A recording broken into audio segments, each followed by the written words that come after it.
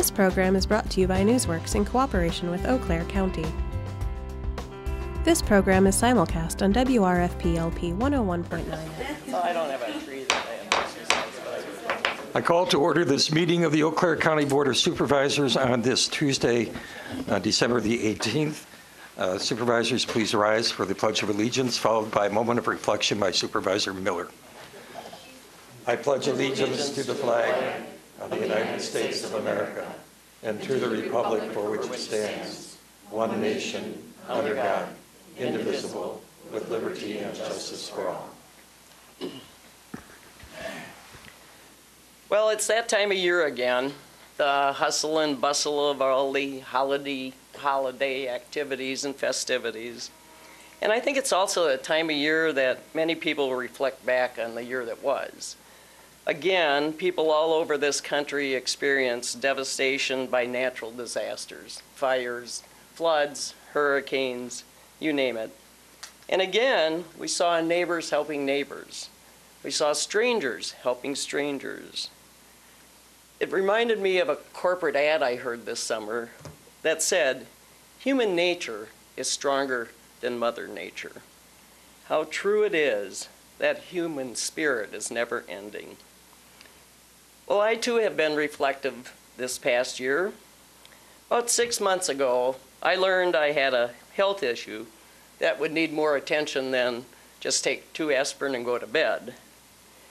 With no immediate family in this area, I slowly turned to close friends, acquaintances, and board colleagues. Yes, this stubborn, independent old lady actually started to reach out for help. And before long, I found I was the recipient of everything from words of encouragement, shoulders to lean on, rides to appointments, homemade meals at my doorstep, and somebody shoveled my sidewalk. All these gestures were given with no thought of getting anything in return. Collectively, these individuals truly embodied the spirit of the season, the caring, the giving, and the sharing. But they've also shown that spirit isn't something that we can neatly wrap up into a package for the 2 weeks in December. Now, I still have a few hurdles to jump, but when I cross that finish line, I hope I can, in turn, pay that kindness forward. So finally, I would ask my board colleagues, the staff here tonight, and our visitors here tonight, let's take a moment and turn to someone either on your right or your left, in front of you or behind you, or all of the above, and offer up an expression of the season so that we all will have the spirit to carry forward into the new year. Thank you. You don't have any choice. You and Bob have a very enjoyable one. We're done with our project. All right, thanks. Thank you. Yes.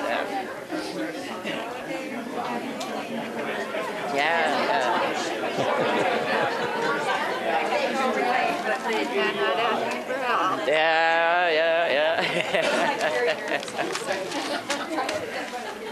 All right. Wasn't sure if I was going to get through it, but. Before we proceed, a regular announcement. Tonight's meeting will be broadcast on Valley Media Works, Charter Channel 994 on Thursday at 7 a.m. and 7 p.m. following the meeting. WFRP LP 101.9 FM and online at valleymediaworks.org. Next on our agenda is a call of the roll. Supervisors, please take your keypads and indicate your presence.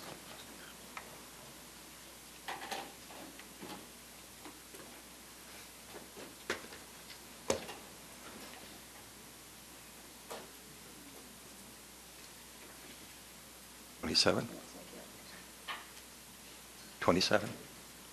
27 members present. We do have a quorum. Thank you. The next item on our agenda is approval of the Journal of Proceedings. May I have a motion, please? Motion by Supervisor Chilson, second by Supervisor Bates. Any amendment, correction to the Journal of Proceedings? I see none. We'll do this by a voice vote. All those in favor of approval indicate by saying aye. Aye. All those opposed by nay. It is unanimous. Thank you. The next item on our agenda is public comment. As far as I know, we have no one signed up for public comment. Is there any member of the public who wishes to come forward at this time? Any member of the public? Anyone who wishes to come forward? We will move on from public comment to reports to the County Board under 2.04.320, beginning with the 2018 Eau Claire County Conservation Award recipients, and I believe Mr. Leonard is taking care of that.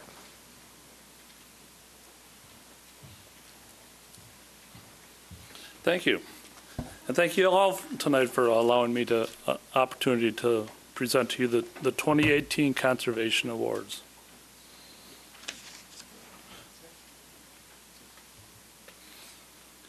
Each year, the Eau Claire County, jointly with Chippewa County, hosts the Land Judging Contest and Environmental Awareness Tour for high school students. This year was hosted by BJ Ramsier Farms just south of Cadott on August 17th of 2018. This year, 100 students participated in the annual event. Congratulations go out to Chippewa Falls High School for the top team score this year. This year, Dan and Dawn Von Hayden are being recognized as their conservation farmers. They purchased their farm between Fall Creek and Augusta back in 1987, which hadn't been milked in since the 1960s. Before spring planting of 1988, they had already developed a conservation plan for their new farm with our office. Dan and Dawn, with their 3 kids, Alex, Amanda, and Justin, have done most of the work on their farm. Their oldest son, Alex, now works full-time on the farm. Most of the farm is relatively flat, but on some of the steeper land, they have made cropping adjustments to control cropland erosion.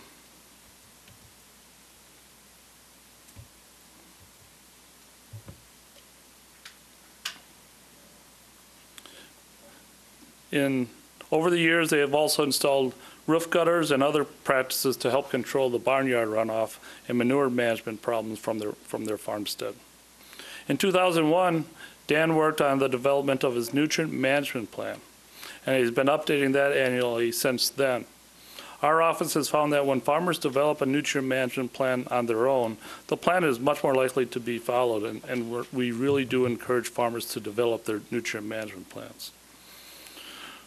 With the Von Hayden's 100 cows raising young stock on the farm, the cows kind of keep them tied to the farm, in their words. As a matter of fact, at this time, they are not able to join us tonight because they are actually at home milking cows. So please join me in thanking Dan and Dawn and their family for their conservation efforts.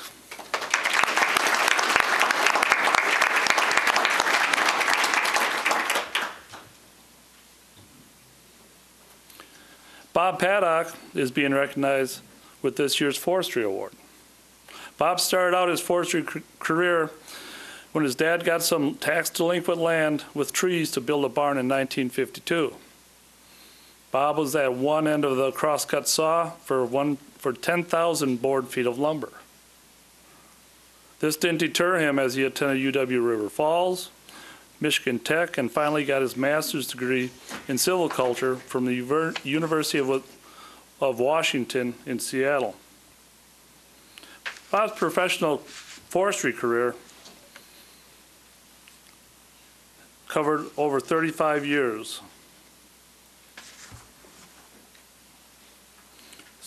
Working with the U.S. Forest Service, going from Michigan, Ohio, into Wisconsin, and then on to Minnesota and the UP of Michigan. But his heart has always been on the family farm near Augusta. Bob formally retired from his forestry career in 1995, but his dedication continues to this day. With the help of his brothers, Bob has managed the Paddocks Woods in white pine, red maple, northern pin pine, northern pin oak, aspen, and they have established an 18-acre prairie. They've included tree plantings over the years, over 3,000 trees, including black walnut, and they have been actively managing over 70 acres with crop tree release and regeneration release cutting after clear cuts. The entire 188 acres they have enrolled in the Managed Forest Land program, and that has either been thinned or is harvested over the years. Bob was a Wisconsin Consulting Forester, is a member of the Society of American Foresters, and is an American tree farmer. He is also a member of the Eau Claire County Parks and Forest Advisory Committee. Many woodland activities have come through his hands since Bob first was asked to grab that one end of the crosscut saw many years ago. Please join me in thanking him for his efforts.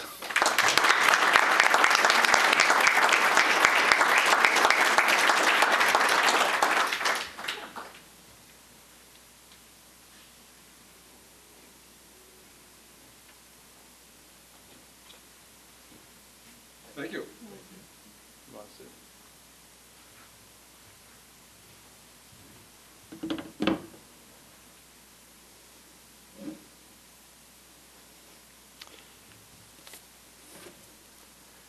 Forgive me if I get a little emotional. I'm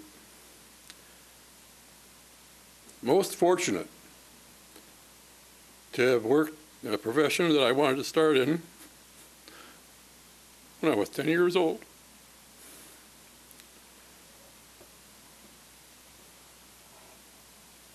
And that came from County Extension Forester and County Forester, J.B. Tasker. And he was very active in coming to all of our 4-H events. He was also very active in any kind of school plannings and all that sort of thing. And I wanted to be like him. So it's important to have extension foresters, you know, and the county be involved in that sort of thing. I guess the other thing I would say, or maybe two more things.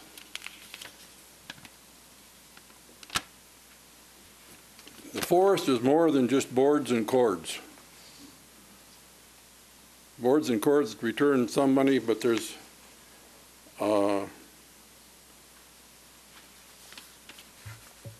things that can't be measured, or we haven't figured out a way to measure them yet.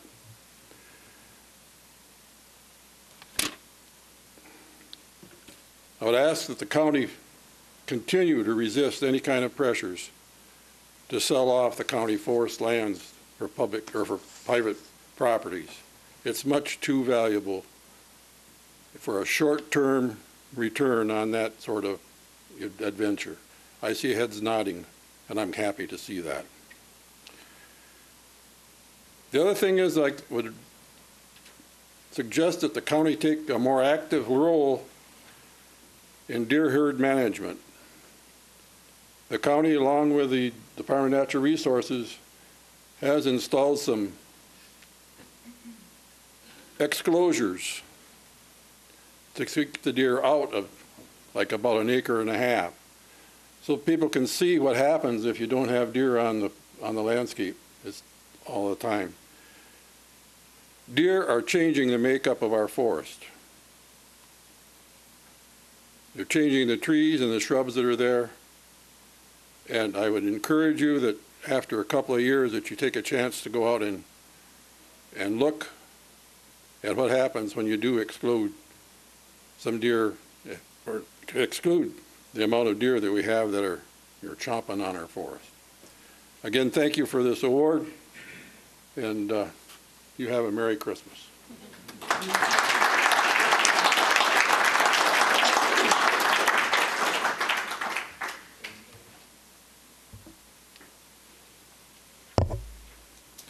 Chris Strait is being recognized for the 2018 Water Quality Leadership Award. For the past 15 years, Chris has been working with West Central Wisconsin Regional Planning Commission to assist communities with their planning and development needs. This assistance has had far-reaching impacts. Chris partnered with our Land Conservation Office to secure DNR funding for the preparation of the 9 Key Element Plan for the Eau Claire River watershed. This plan, Healthy Soils and Healthy Waters, a community strategy for the Eau Claire River watershed, was completed in 2016, approved by the EPA and DNR in July of 2017, and is now used by the DNR as a model for other watershed plans across the state.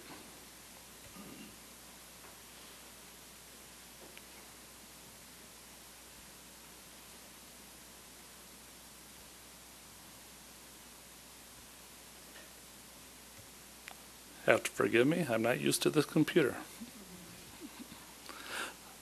This plan was an essential factor which led to both Eau Claire County and Clark County Land Conservation Office's successful DNR grant applications, which we will actually be formally announcing soon. Part of this plan included the formation of the Eau Claire River Watershed Coalition. Several members of this coalition are actually here tonight. I've spoken with some of them.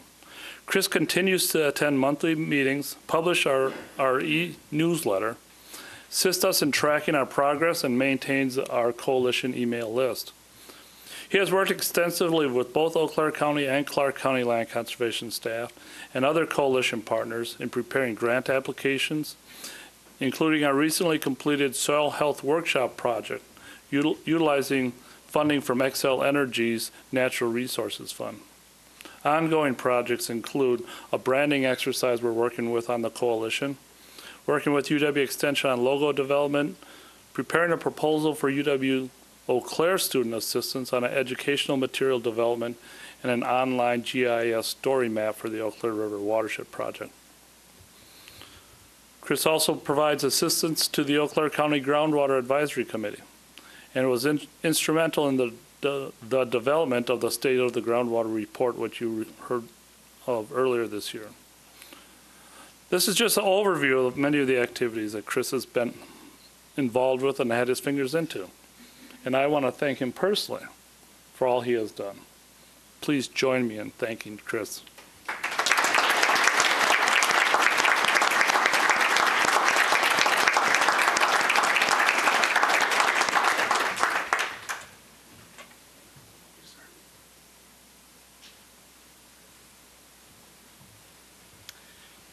It's quite an honor. Thank you for this recognition, and there's so many folks that I could go the next half hour just listing off names that are dedicating as volunteers and or staff countless hours, such as the lake groups, to better quality of life in the watershed, to better water quality. And we have a treasure here with the Eau Claire River watershed. It's scenic, it gets wild at times, it's a beauty. It doesn't have the impairment levels that some of the other larger lakes in the region has, such as to the west over towards Menominee. And the group's working hard to keep it that way and maybe reverse some of the trends that have been affecting it. So on behalf of the whole Watershed Coalition, thank you. I think in some ways this is as much their reward, an award, I should say, as mine. So thank you all.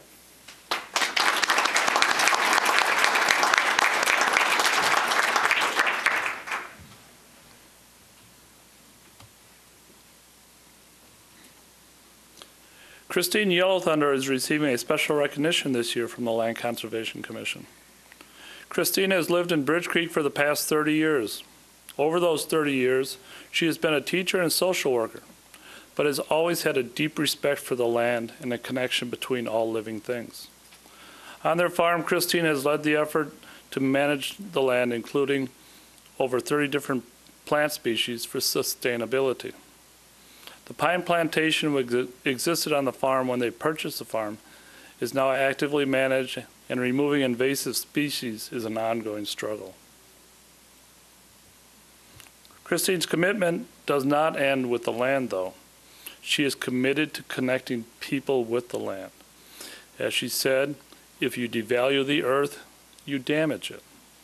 She feels she has an obligation to get more people to commit to living lightly on the land. For her continued commitment, please help me in thanking Christine Yellowthunder.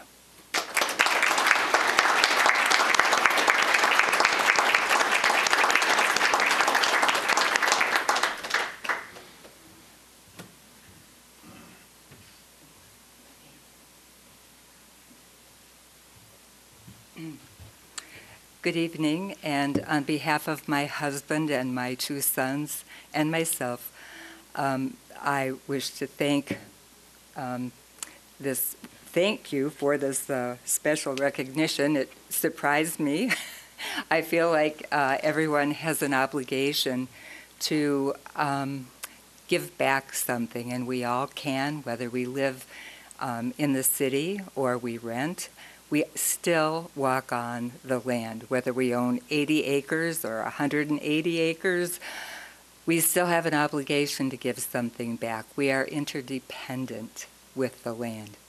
And I was raised by my father, who taught me some pretty strong values about respecting this land. And over 30 years ago, I fell in love. I fell in love with Eau Claire County. I fell in love with Bridge Creek. I fell in love with the 80 acres that we own and my sons grew up on. I feel privileged this evening to have my grandchildren here so that they can also learn what an honor it is to live respectfully with the land and to always know that you have a voice. You have something to contribute back for the privilege of being alive here. You have a voice, you can speak, you can vote, you can share, you can do many things about perpetuating our well-being because we are interdependent. So I thank you very much, and I hope this continues on year after year and that we get younger people recognized for the work that they do too. Thank you.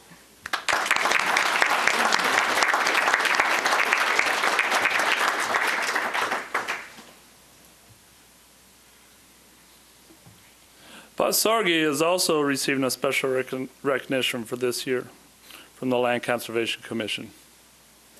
Buzz is the second from the right. When Buzz was in college, he remembered when the Clean Water Act came into being. After 36 years of working with the Wisconsin DNR, he claimed that he never had a bad day at work. Over the years with the DNR, Buzz had worn many hats, including a role as a researcher, as a limnologist, and a lake management planner. But what he primarily saw his role as was for community support, to work with the conservation and community partners and facilitate them in their efforts. Over the years, Buzz has fulfilled his role. He has worked with the lake leaders, which has led to the formation of our local lake districts and associations. Buzz has worked with the Eau Claire River Watershed Coalition, which has resulted in the formation of the 9 key element plan I mentioned earlier, which was the basis of some of our recent grant awards. As Buzz stated, to see these people empowered is phenomenal. Since his retirement, Buzz has stated he now gets to choose the projects that he'll work on. Even though he does commit time to planting trees on his farm, his dedication to building relationships never ends. Please join me in thanking Buzz.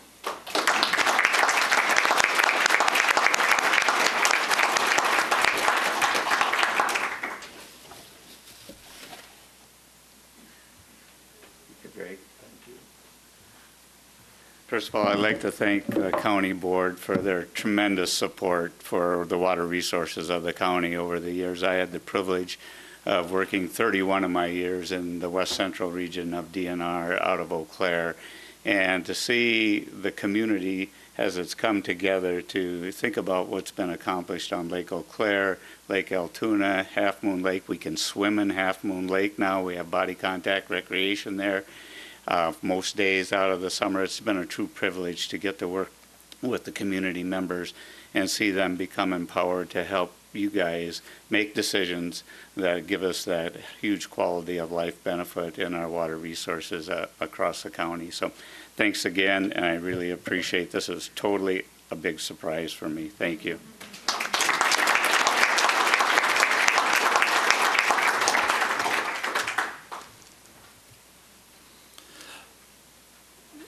Those are our conservation awards for this year. I would like to congratulate all of the award winners. Most importantly, thank you for the efforts that you guys put into work. It helps my job be much better. Thank you so much.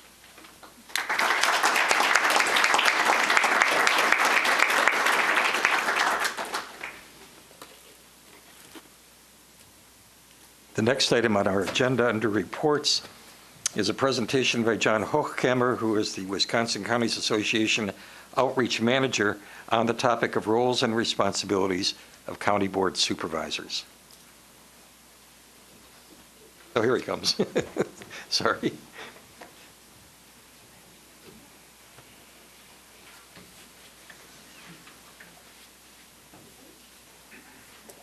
And you have a copy of his presentation on your desk.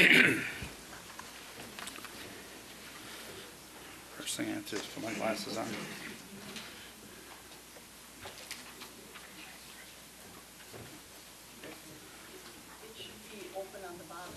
Yeah, I was looking here. Just missed that. There we go. Slideshow. From the beginning. Click on it. So the award winners have all left, but I would like to say that as a person who farmed until the mid-90s himself, I was a dairy and beef operator in Manitowoc County. I didn't appreciate the environment and the quality of water until I was off the farm and got away from it and realized how important it was. So I wish they could have heard me say that, but my heart has always been in agriculture and rural Wisconsin. I don't think they'll ever be able to take that out of me. So thank you, Mr. Chairman, members of the county board and county staff. Thank you for having me. You don't have to worry. It is a lengthy presentation, but I'm not going through every slide in the presentation. But I like to provide the entire packet because sometimes there's questions that after a while someone can go back and take a look at.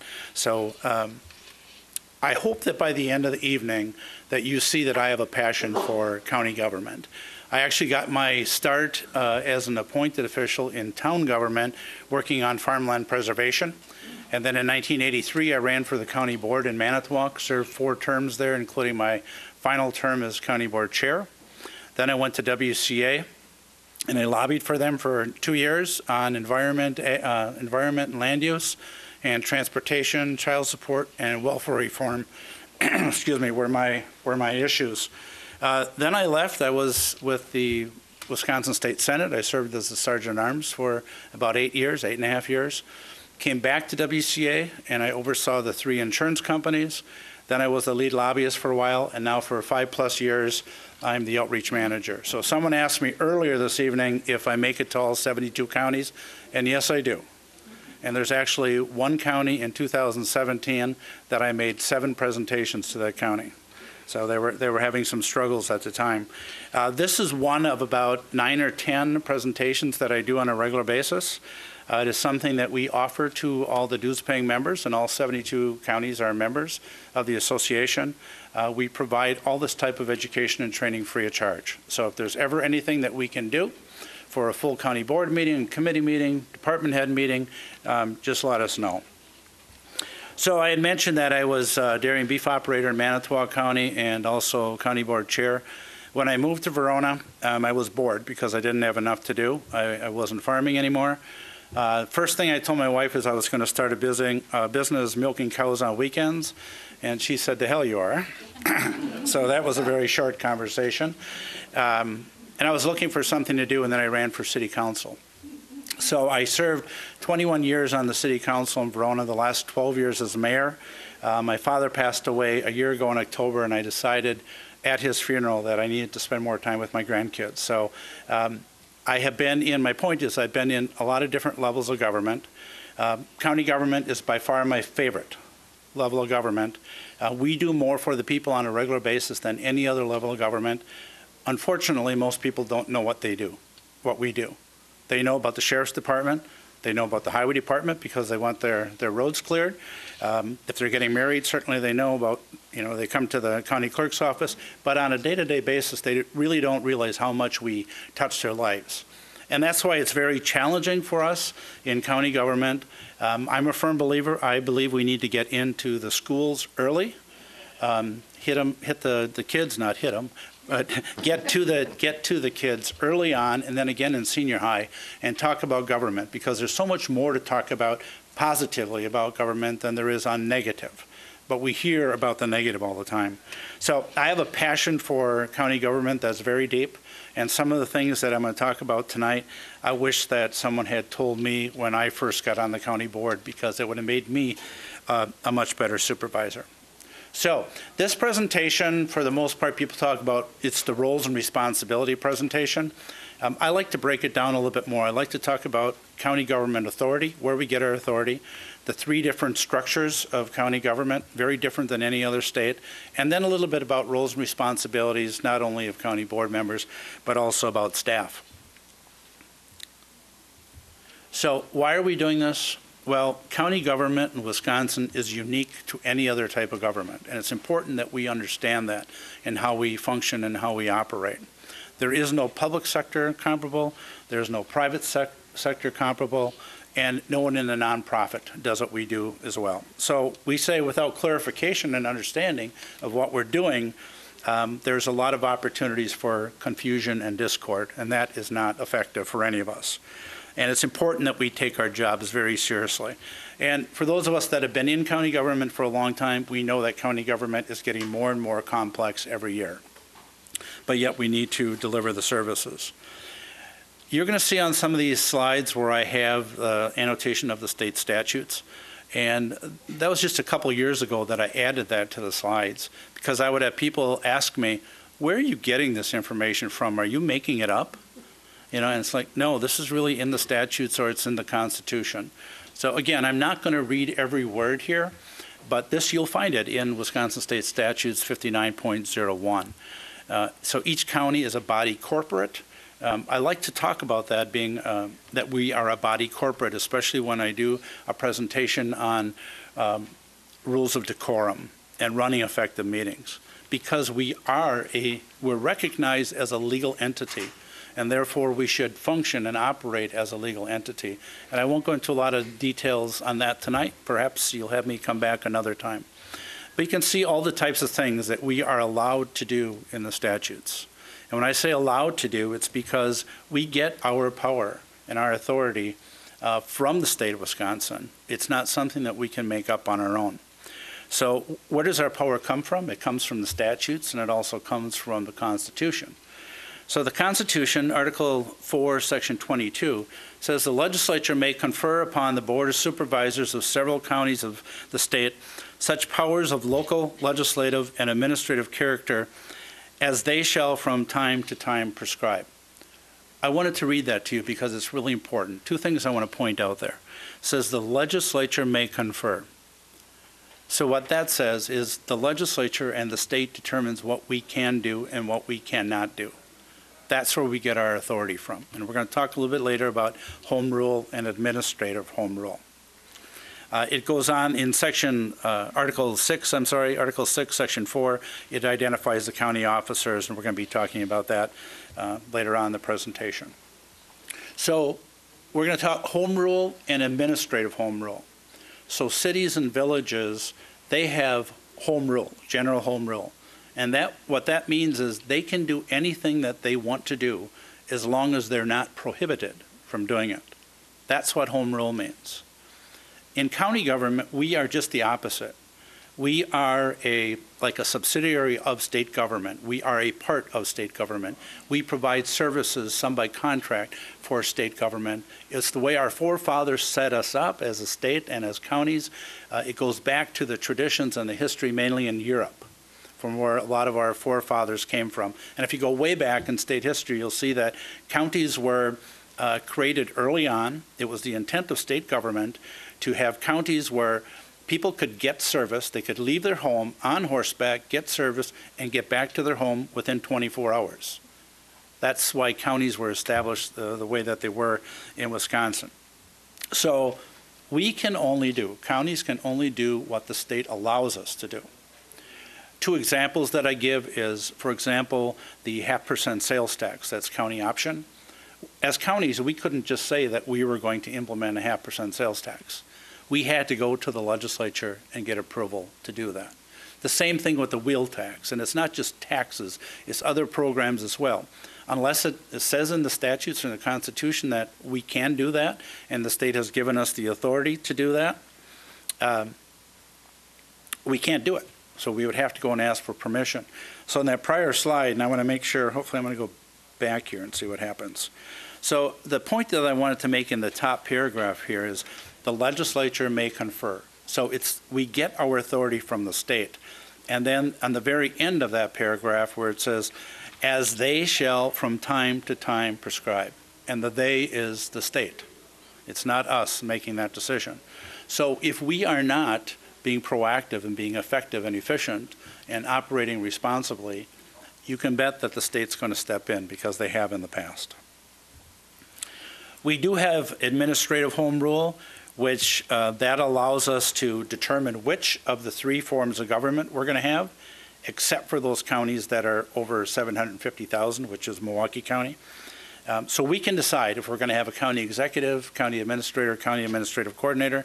We can decide how many committees we're going to have, how often they're going to meet, what their names are, the number of people on the committees, those types of things. That's administrative home rule.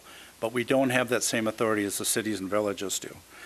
And then there are some limitations from time to time that the state puts on.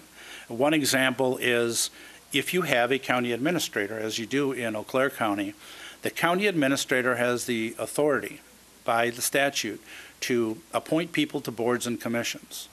And the county board can confirm those appointments or they can waive that authority to confirm the appointments. But the county administrator has that authority. That's very specific in the legislature. Well, there was a county that said, we want to have a county administrator and we agree with everything else, but we don't believe that the administrator should be able to make appointments to boards and commissions. Well, the Attorney General stepped in and said, no, statutes are very clear. That is the authority of the county administrator. So that now is a legal opinion, and they've clarified what the statutes have said or reinforced what the statutes had said. A couple other things here, self-organized counties, and I don't believe, Keith, I don't believe Eau Claire County is a self-organized county. Or it is, then it must have been later. I was looking at a list today and I didn't see it on there, but I'll explain it very quickly. If you are a self-organized county, you have more flexibility in these 3 categories. The use of staggered terms, every once in a while that comes up. There is no county that has staggered terms, even though we have the authority to do that. In most cases, the counties, their rationale for not doing that is because there'd be additional election cost. Compensation of supervisors, there's additional flexibility as to how you compensate yourself. Otherwise, you have to follow what the statutes say regarding compensation. They don't talk about dollar amount, but they do talk about how it's determined. And then filling county board supervisors. You also have more flexibility as a county to do that. It's very easy. It takes a simple majority vote of the county board to adopt an ordinance to become a self-organized county, and then the county board would have to adopt the appropriate policies to go along with that. There are 2 meetings that you are required to have every year. One is the organizational meeting, which you have in April, and the statutes say that you're required to meet on the 3rd Tuesday of April. You may adjourn to a later date, and the purpose is to organize and transact business. And usually what counties do that evening is the election of officers. Sometimes if there's not a contested race for officers, the committee appointments will also be made that evening. And then there's the annual meeting, and if you read through this, it may sound a little bit complicated, but I know all the clerks are very familiar with this language as to when the postings have to be made and so forth for the public hearing on the budget. The main thing I want to point out, a little trend that I'm seeing on the annual meeting, is for some of those county boards that meet during the day where people are working and they feel that the public doesn't have the opportunity to testify in the public hearing, they will actually have a public hearing in the morning, And then instead of adjourning the public hearing, they will recess the public hearing and reconvene at a later time. It could be that evening, it could be the next day, as long as it's done, fairly soon after the recess. The important thing about that is you do not need to renotice that second meeting as long as you don't adjourn. You can just reconvene because you didn't adjourn. We're starting to see some counties use that, and that's why I pointed out. This is one of the simplest quizzes you'll ever see because you have all the answers right in front of you. But we do it to illustrate the point again that counties are different than other levels of government. The three branches of federal government, of course, we have the legislative branch, which is the House and the Senate. Executive branch is the president. Judicial branch is the federal courts. Three branches of state government.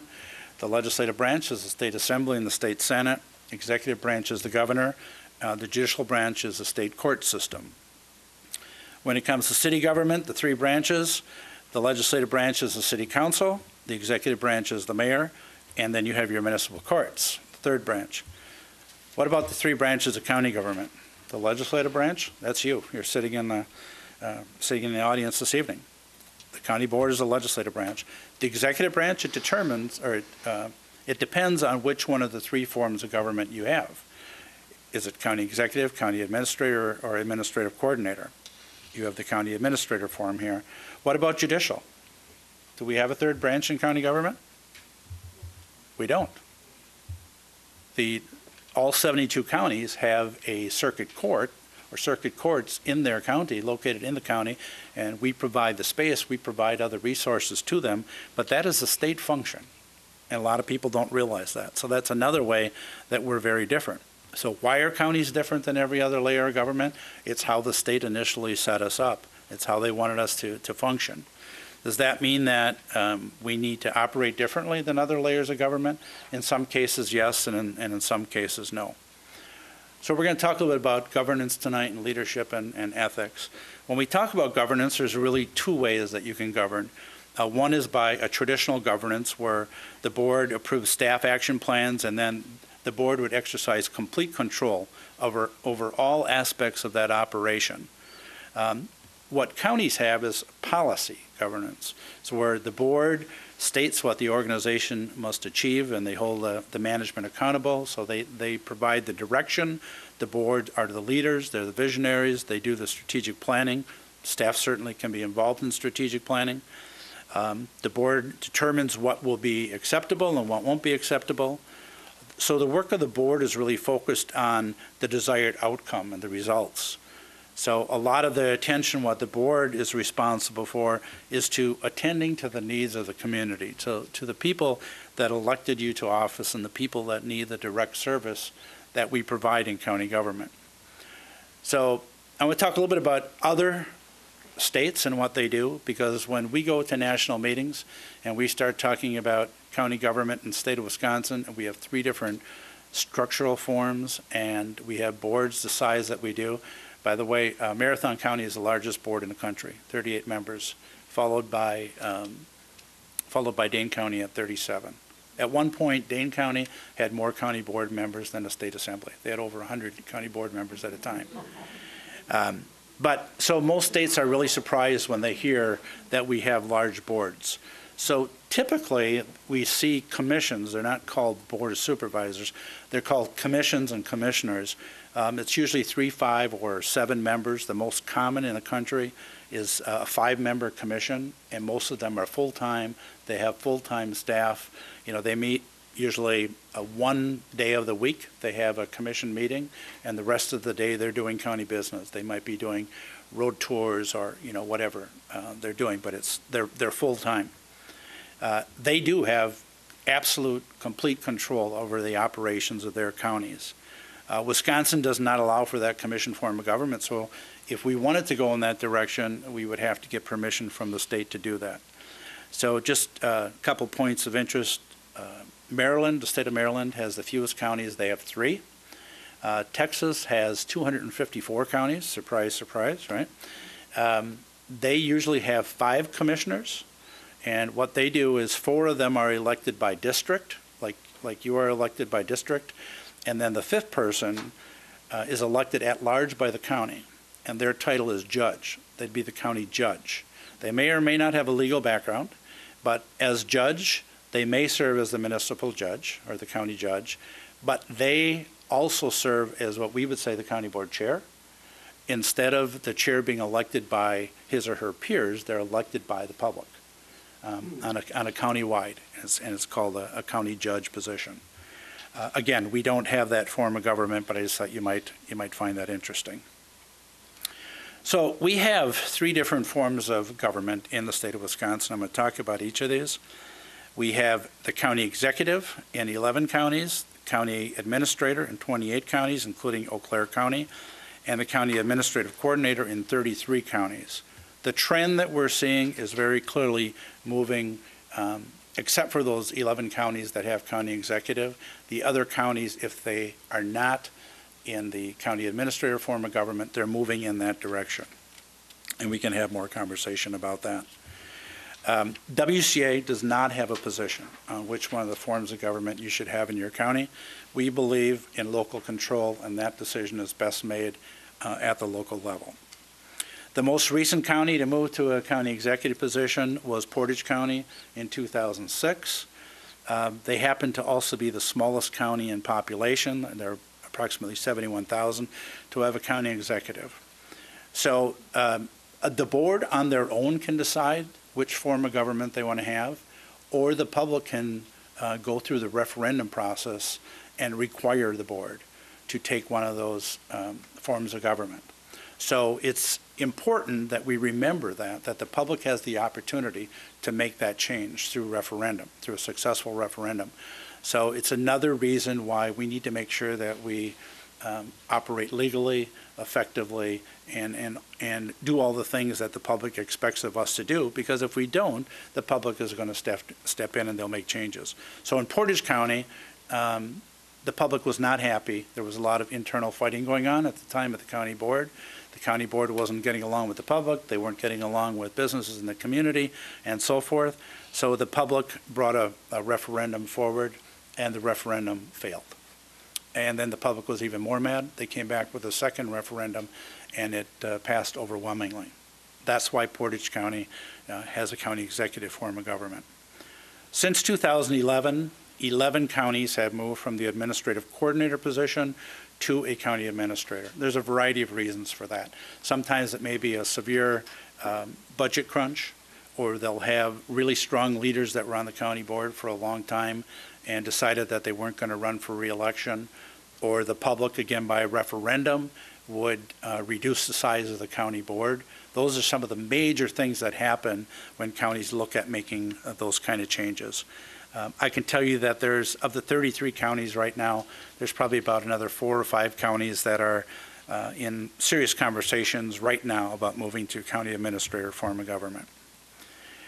In the mid-'80s, the state said because then it was only 2 forms of government, county executive and administrator, they passed a law and said that if you didn't have a county executive or a county administrator, you were required to have an administrative coordinator.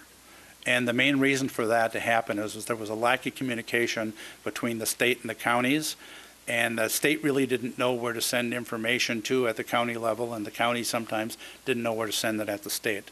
So the reason to have the administrative coordinator form of government was that if you didn't have one of the other 2, you had a person designated in your county to be the administrative coordinator. Almost all the counties, including Manitowoc where I was, they just named their county board chair the administrative coordinator.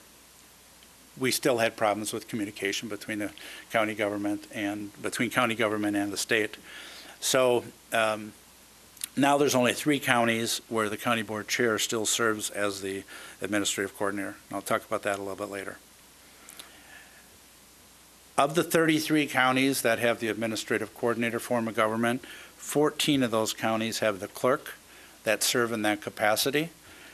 In very few cases does the clerk have any additional authority or responsibility. They've just been given that title. And I think that's very unfortunate for the clerks, because when things go wrong, who gets blamed? It's the clerk, because they have the title. But they've not been given any authority or responsibility. So we're really beginning to see that change, that trend. A little bit on each of the three positions, and again, this comes directly from the statutes. The county executive is the chief executive officer. The language here, important for you to remember, is that they coordinate and direct all administrative and management functions, again, directly from the statutes. Until recently, in fact, until this last session, this would have read a population of 500,000 or more, but the legislature took an easy way out. There's 600 and some references in the statutes where it talks about counties of a population of 500,000 or more, and until this past session, that only was Milwaukee County. And now Dane County has reached that threshold, but it doesn't it doesn't become final until after the 2020 census. So rather than picking and choosing where they were going to change the 500,000 threshold, they just made everything 750. They did a search and replace and put everything at 750,000. So if you are a county with a population of over 750,000, you are required by the state to have a county executive. Counties with less than 750,000, you can determine on your own. The board can determine whether you want to have a county executive, or it can be forced upon you by referendum. County executive appoints and supervises department heads subject to county board confirmation. Unless it's civil service, the county board can waive that confirmation, but if you waive it, we recommend you waive it for all appointments, not just pick and choose which ones. The county executive will appoint members to boards and commissions where the statutes would otherwise give that authority to the county board chair, but not for standing committees. So in all 72 counties, the county board chair or your officers or your committee on committees or however you appoint your standing committees, that is still done in that same fashion. And the county executive by statute submits the annual budget to the board. The county executive has veto authority, similar to the governor of the state of Wisconsin. I'm going to try and skip some of this so I don't go too long. A county administrator, counties with less than a population of 750,000 can create the position of county administrator. Again, it can be done by resolution of the board, or it can be forced upon you by petition and referendum of the public. County administrator is appointed by the majority vote of the board. County administrator is the chief administrative officer of the county, where county executive is the chief executive officer of the county. Same language here. The county administrator has the authority, or in the statutes it says that they will coordinate and direct all administrative and management functions. Same language as county executive. They appoint and oversee department heads. The same confirmation as the county executive as far as those appointments. Same thing with boards and appointing members to boards and commissions. The county administrator answers solely to the county board of supervisors. The county administrator also submits the annual budget. This next section about the county administrator, again, word for word comes from the statutes, and I will just tell you that very clear that the county administrator's positions are based on merit. It has nothing to do with politics, with residence, nationality, religious, or anything else. It's based upon the qualifications.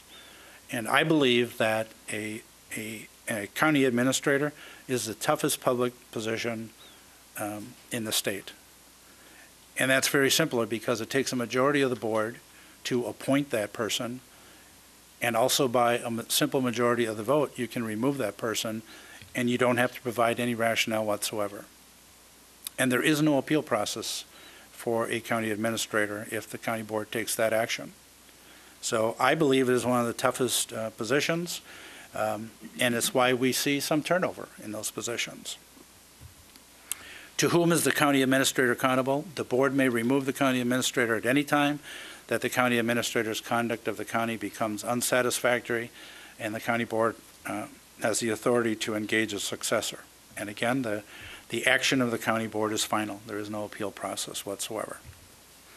Administrative coordinator certainly is the weakest of the three positions. It's similar to a county administrator, but it does not have the appointment authority unless the board specifically gives that individual the authority. And it says that they're responsible for coordinating rather than coordinating and directing, as it says for a county executive and a county administrator. So there's less authority there. The statutes say that the county must designate an administrative coordinator if it has neither an executive or administrator. So we believe that statute needs to be cleared up, because if you just read that, you would think that anybody on the county board could also serve as administrative coordinator. Well, that is not what the Attorney General says, and there's an opinion that was put out there saying that the two positions are incompatible, that of an administrative coordinator and a county, any county elected official. And you see that the Attorney General's position was October 27th of 2011. So this next sheet, it's really hard to read on the screen. That's why I gave you a copy of it here.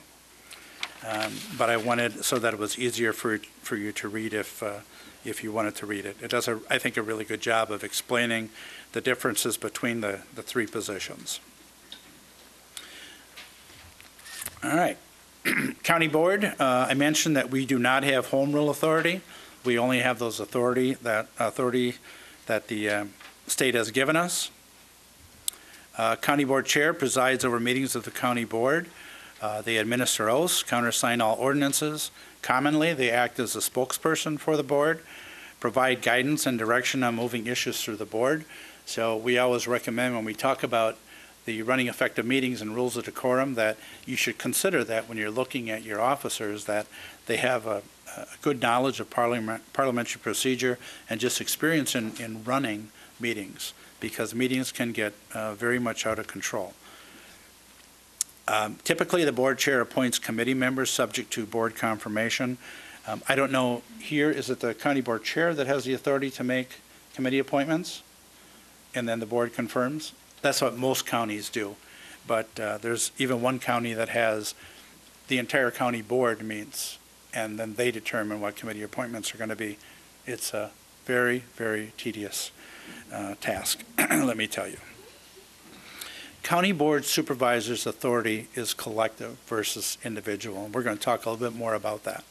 So it is more of a historical term, not a descriptive term of what you do. And we think it's important that you understand that, because that'll more than likely change how you see your role as a County Board Supervisor.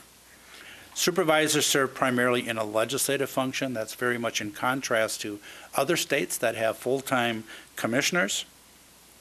The legislative function is limited to policy making through lawmaking, budgetary approval, and again, the word cooperative decision making. So you function as a body, as a full board, and as committees, and we'll get a little bit more into that. I'm not going to read every bullet point on this slide, but these are the basic functions of the county board. And one that I added here a couple years ago, and we're starting to see a lot more of, is strategic planning. And I know that your county has done some strategic planning, and it's good to continue to update those plans on a regular basis. And it gets back into you being visionary and leaders and taking a look at the long-term view of the county. So really what your responsibility is as a county board supervisor is to enact policy. And then you hire good people to carry those directives out. And there's really 4 ways that you set policy. It's by plans. Some of them are listed here: comprehensive plans, strategic plans, and so on. I say that the budget is the most important planning document that you have, because it determines what services are provided, how they're funded, and at what level of funding. So some people don't see the budget as a planning document. I really do. I think it's important. And then you have ordinances, and I'm not going to explain everything that's here, but I would say this. Most county boards have rules that govern the county board. We strongly recommend that you have those rules as part of your ordinances so that you can enforce them, because from time to time there are situations where some discipline needs to occur, and if you don't have your rules in ordinance, you really don't have the teeth to enforce those rules. And then the 4th way would be by resolutions. I want to talk a little bit about governance and leadership and ethics. So on governance, effective board operations promote the public's best interest and its confidence in the decision-making process. And I think that's important. I think especially where we are as a country and as a state, things are really divisive. I don't need to tell you that. And I can tell you that in every vote that I took in my 40-some-year career as an elected official, before I took that vote, I always thought about, is this best for the public or for the people that I serve? Not for me personally, not for the people that support me. And I believe very strongly that we can differ. We can have debate, we can have discussion, but if our end goal is that we are going to do what we believe in our mind is the best thing to do for the public, we will have more success, even though we don't agree on everything. So I put that out as a top bullet point there, that I think you should always remember that any decision that you're making, it should always be, number one, it should always be in the public's best interest. Effective board operations are based on mutual understanding and respect for each other's opinions and viewpoint. Effective board members support the majority's decision once a final decision has been made. I go into more depth on this point when I talk about ethics and conflicts of interest, because we see from time to time where decisions have been made by governing bodies, and it's what happens. When you have votes, sometimes you're on the short end of the vote, and sometimes you're on the prevailing side. It is not a good thing to continue to be saying that, well, I voted this way and I think the county board made a mistake, especially when you're out in the public and people that aren't familiar with the actions that you have taken. You can portray something that you can give people the opinion that something else actually happened than what really did. So because we work as a body and cooperatively and collaboratively, it's important that once a final decision has been made, that we really get behind that and support that decision. Effective governance will also include long-term strategic planning. We're seeing more and more of that, and we're doing a lot of presentations on the value of strategic planning and the process of strategic planning. On leadership, sometimes leadership can be easily confused, and how many of you who consider yourself leaders, sometimes you get caught in the trap where instead of having somebody else doing something and training other people and promoting other people, you just do it yourself because you can do it quicker. And that's one of my weaknesses, and I had to work really hard on that. So if you're a good leader, you should model the way and set an example for others. I'm reminded of that by my 5 grandkids and how quickly they pick up on things that we do and things that we say. And we do that as adults too. So the people that we see as leaders, if they're doing good things, a lot of times we will mirror that. But if they have bad habits, sometimes we pick up on those as well. So leaders should always model the way and set an example. Try to inspire a shared vision, challenge the process for positive outcomes, enable others to act, and encourage the heart. So give people an opportunity to become leaders, be mentors, encourage them to get involved in the debate and in the process.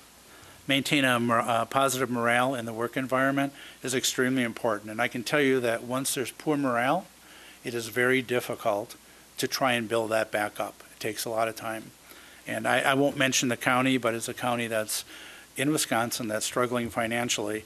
And I was at one of their board meetings, and recently it was announced that one of their department heads was resigning. And I kid you not, one of the supervisors went, "Yes, now we can save more money." But they wonder why they can't hire good people.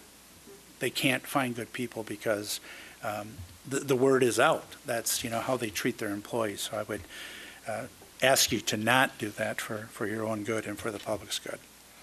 And always hold others accountable so that they promote the best interest of the county over any personal goals or ambitions that they might have.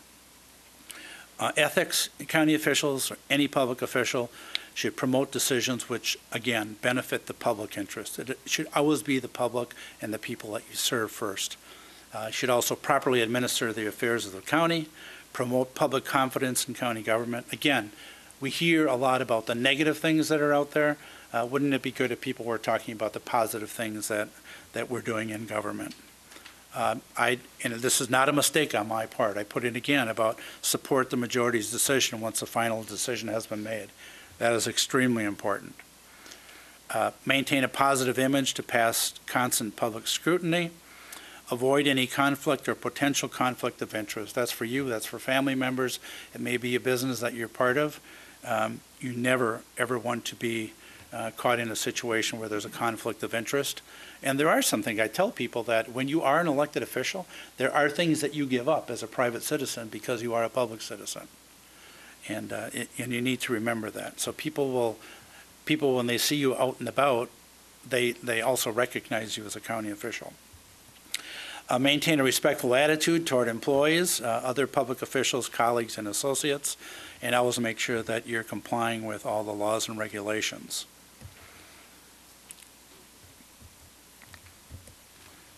A little bit on board responsibilities, and then we'll talk about individual supervisors. So the county board has the overall budget authority. I mentioned that the county administrator prepares and submits the budget, but the county board has the overall authority on that. So once the budget has been submitted to the county board, you can involve, your committees get involved, and potentially you're making amendments and so forth. So ultimately, the county board has that budget authority to approve the budget. So again, the board, overall, you are that visionary or leaders for the counties.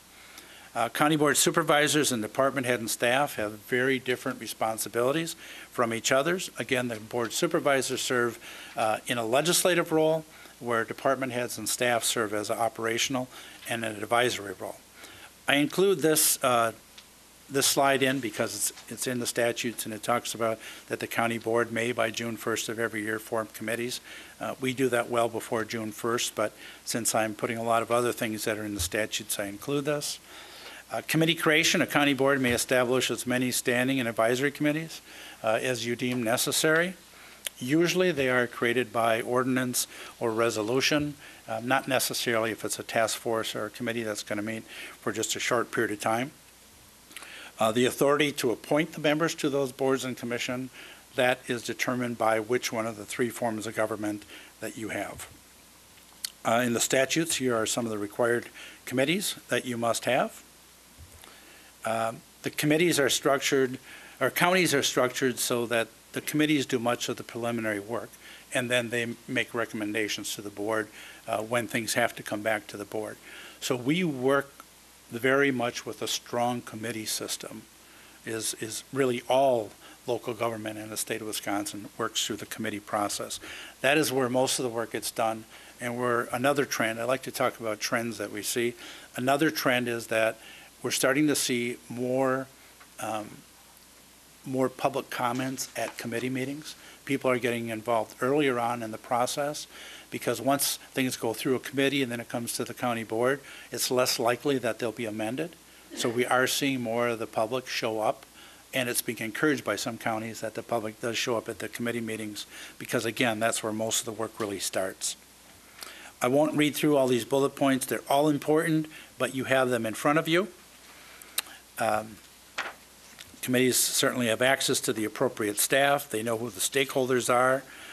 Utilizing a committee structure allows a process where everyone on the board has the opportunity to be active in planning for the county's future. I was one that when I was on the county board, I liked to serve on different committees. I wasn't always on the same committee, so I really was able to learn about all the different functions of county government, and I thought that was important. Committees also monitor performance. They review and make budget recommendations. They draft ordinances and resolutions. That doesn't mean that the committee members have to do that themselves. That can be worked on with county staff as well. Committees on their own. I had one county that said to me, the county board just doesn't want to do strategic planning, and I think that's a mistake. And I said, well, do you think you could conduct some strategic planning with your own department without really costing the county any money? And he said, absolutely. So that department actually did a really good job of a strategic plan for their department. When they were done, they presented it to the county board, and the county board said, if this is what strategic planning is, we want to be part of it. So there's nothing wrong with a department doing some strategic planning on their own. The chair's role and responsibility. So when appointed to a committee chair position, that supervisor takes the leadership role in matters under the committee's jurisdiction. That doesn't mean that the chair, he or she, has complete control over that committee. I'll give you an example, and again, I won't mention the county, but there was a situation where a county board supervisor passed away. That vacancy was filled, and just to make things simple, they put the newly appointed supervisor on all the committees that the supervisor had passed away on the committees. Got to the first meeting, and this one particular committee, they said none of them wanted to be chair. So they elected the new County Board Supervisor, chair of the committee. And at the second meeting, there were 2 department heads for the county that wanted to provide input at the committee meeting. And the chair said, I'm the chair, I decide what happens here, and your county staff, you have no right to speak at this meeting. The committee was very upset by that. They had conversations, and this newly appointed supervisor said, I'm the chair, I decide what happens. So he called me and he said, I'm having some problems because I need you to come up, I hear you do training, and I want you to come up and tell the supervisors that I have complete authority to make a decision who can speak at a committee meeting. And I said, well, you don't. And I said it in a nice way, and he said, well, then please don't come up here. And I kid you not, that same day, the county board chair called me, and another one of the committee members called me, and we got something on the calendar, and we did training, and the county actually had to put it in writing that the county board, or the committee chair, did not have the authority. And thankfully, now department heads are allowed to speak at committee meetings. I thought that was very unfortunate, but it was taken care of. So committee leadership includes setting the tone, the agenda, goals, making reports and recommendations on the committee's behalf, and presiding at meetings. So there's 72 counties, there's 72 different ways of how agendas are drafted and how they're sent out. I've got a whole nother presentation on agendas and minutes. But it's whatever process you use here, but the process that you use should be consistent from committee to committee and not different from committee to committee. So a little bit about policy and the administrative responsibility. The policy is really the board. It's the board of supervisors. They do the what and the why, and the administrative or the operations staff, they do the where, when, and how. And it sounds simple. It's not always that simple. There's some gray areas, but this is an example that we use. So on the policy side, what? Will the county establish a hiking trail system? Clearly, that's a policy decision, and that should be made by the county board. Can have input from staff, but that is something that the county board needs to decide. Why? Is it going to benefit the county? Is it going to, you're going to have more people using your hiking and your trail system, so people are going to be overall healthy in your community? Is it going to bring more tourists in your community? Those types of things. That's a county board decision. But the how, when, and where, that really should be left up to the staff. That is not the details where the board gets involved in. I will say this as far as like when. So what is the time frame for implementation? If in your 2019 budget you put money in to expand the trail system and you said we will do this in 2019, then clearly the staff has to follow that directive. But county boards and committees should really be involved in the policy side and not in the day-to-day operational side. So for the administration, their responsibility is really to implement the policies and the strategies that you develop as a county board. Their focus is usually more narrower and shorter term, even though any good department head, any good administrator, they're going to be taking a look at the long term as well. They're focused on day-to-day operations, usually more smaller, detail functions. They might be addressing departmental or individual issues, and a lot of what they do requires specialized transportation. You can see I used to work in that area. Specialized training. This slide and the next slide, very important because this is an actual court case here in the state of Wisconsin. It was Winnebago County, and there was some struggle going on between the county board and the county executive. So in this court case, it says the county board's function is primarily policy making and legislative, while the county executive functions as an administrator and manager.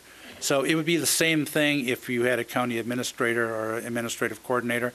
They're saying that the county board sets the policy, and the manager, the administrator, they are the administrator and the manager. I'm sorry. Then it goes on to define what policy is.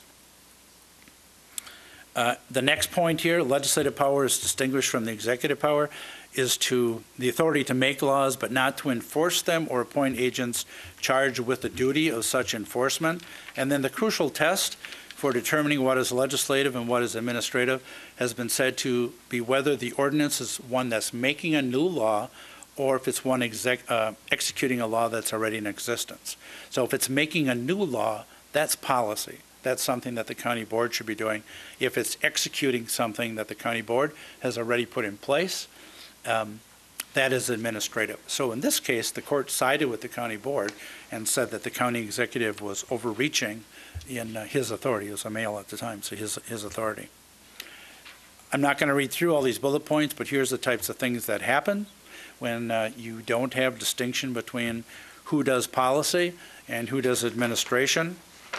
And you'll find in a lot of cases where you'll have the elected officials coming into the courthouse or city hall or village hall and don't realize how much time they're spending with the department heads or the staff, and then the staff is not able to do the things that you're directing them to do.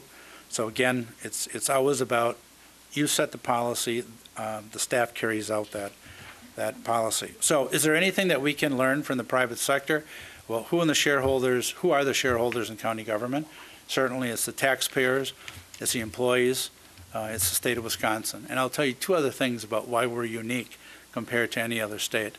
Is that most other states, the human services programs are not run by the counties, they're run by the county government. They're run by the state government. And two other places, again, very different. One is nursing homes. When we talk to other states about county-owned nursing homes, they don't know what we're talking about because all the nursing homes there are run by the state and not by the county. And then where we are unique from any one of the other 49 states in the country is when it comes to our highway departments and the work that we do on the state and federal highway system. There's no other state in the country that does what we do and has the partnership that we have with DOT. So they have their own state facilities, their own equipment, their own employees, and so forth. We believe what we do here as far as the transportation and that partnership between the counties and the state government is by far the most effective. Who are the board of directors in the county government? That's county board, clearly. Who is the CEO in county government? It depends on which one of those three positions you have. Where do department heads fall in the organizational chart? And I've changed this up a little bit from some of you that may have seen it a few years ago. So here we have in Eau Claire County, you have the county administrator form of government. So you see up on top, we have the committees. So the majority of the work is done at the committees and then brought to the county board. Once the county board makes a final decision on what that policy is, then you work through, in this case, the county administrator, who works with all department heads, and then with county staff. But what about the constitutional officers? For some of you that have seen this years ago, you would see that they're on that same chart right away, and there was really no differentiation between the constitutional officers and other department heads. So let's talk about that a little bit. The Constitution says that you are required to have these constitutional officers. The first one is a coroner, and I'll just state that if any county that has a medical examiner, you're not required to have a coroner. But otherwise, you are required to have these positions. I'm going to go through the slides on the county clerk. The other constitutional officers are very similar, but I just wanted to I'll try and make my point here. So the county clerk gets their authority in two ways, from the Constitution and from the state statutes. The county clerk is elected along with the president for a 4-year term pursuant to the Constitution. You'll see that some of these some of the constitutional officers are elected at the same time as the president, others are elected at the same time as the governor. So they're not all at the same time. The Constitution is silent on any duties, powers, or obligations of the county clerk. So where does the county clerk get their authority? They get it from the statutes and from court decisions. So the county clerk's authority is set forth in Wisconsin Statutes 59.23. And again, I won't read all the bullet points here because you have them in front of you. The point that I want to make here is that a county board cannot take any authority away from any constitutional officer. Some counties have tried that in the past, and they've had their wrists slapped pretty quickly. You cannot take any authority away. You can ask the county clerk to do additional duties, and if he or she decides that that's something that they're willing to do, they can accept that and they can do that. And as I mentioned before, there's 14 county clerks that also serve as the administrative coordinator. They're not required to do that. They're doing that because they're agreeing to do that. So that is one of the points that I want to make on all the constitutional officers. I'm sure that you're going to be very happy that I'm going to skip through a lot of these slides right here.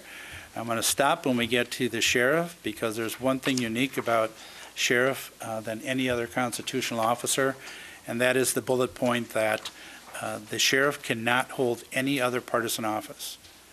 And that was the intent of our forefathers, that they wanted our sheriffs to be impartial in all decisions that they make. So they are the only constitutional officer that is not allowed to run for any other partisan office. And I'm skipping a few more slides here. I'm going to go back to this one. So since the Constitution is mostly silent on the duties and responsibilities, how can we, how do we determine what their authority is? We have to look at the statutory and the constitutional things that are outlined, and then we also need to take a look at what the courts have decided over the years. And from time to time, they have made decisions. So on this slide, I put the constitutional officers back in, but separate from the other department heads because of the reasons that I just laid out. Leadership roles, individual county board supervisors have no authority or management or leadership role outside of the committees or commissions that they serve on. So no individual supervisor has any authority unless you're given that authority by a committee that you serve on or by the county board.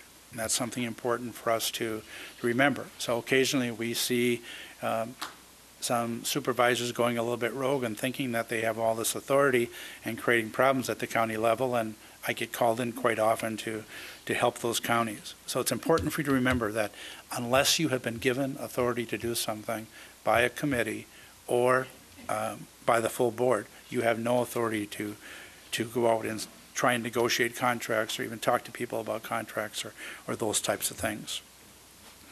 Non-elected department heads, so the non-constitutional officers, they have a leadership role in their departments. They have to follow the guidelines and procedures that are established by the board.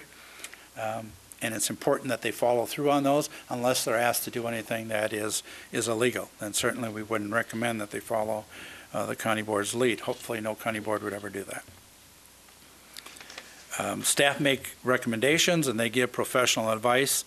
They generally do not make policy other than internal department policies. I was at a county board doing some training one day, and before me they were talking about the budget, and the county board was asking department heads, how come you never make recommendations to us anymore on trying to cut expenses in the budget? And they said, well, we did that for about 5 or 6 years, but all we did is we gave you ideas, and then you felt that they were too difficult decisions to be made, so you as a county board and the policymakers didn't follow through on any of them. Now the public was mad at us as the county staff. They weren't mad or angry at you as the county board. So they said, we really felt like, why should we be putting ourselves out in front if you aren't going to make the difficult decisions? So again, the staff really, they're not creating policy unless you specifically ask them to do so. It's staff's responsibility to answer questions and respond regarding reports. They can offer alternatives and recommendations as necessary. We talk about micromanaging. It is really important that the board does not get actively involved in micromanaging the county staff on a day-to-day basis. Employees will suffer a loss of morale if that happens. A futility mentality can set in. Why am I here if nobody's trusting me to do the job that I've been hired to do? Working together should always be a goal. Know your job. Try not to interfere with that of the administration. Devote the time needed to do a good job. Read the background materials before you get to meeting. So read the information that the administration prepares for you. It's a little harder now, but I've gone to thousands of meetings in my life, and it used to be really easy when you'd see people walk into the meeting and opening up their packet for the first time. Excuse me. Now, things are more on iPads and laptops and so forth.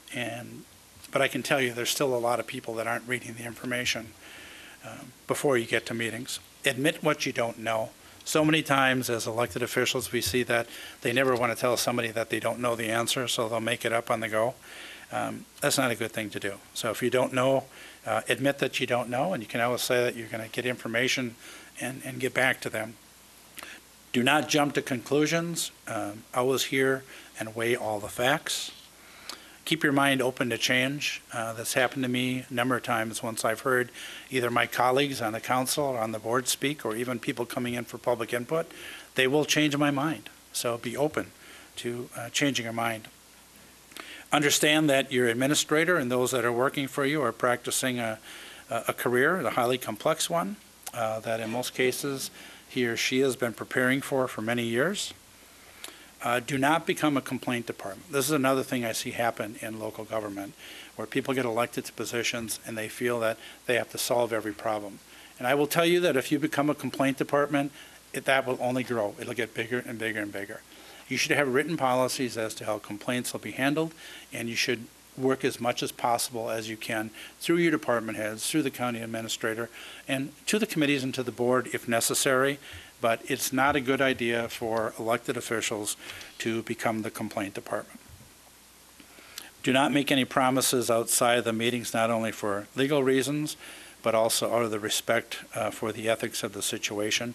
Again, a lot of times people's minds can be changed. If you provide good rationale and you give their opinion, may have been something that they never thought of.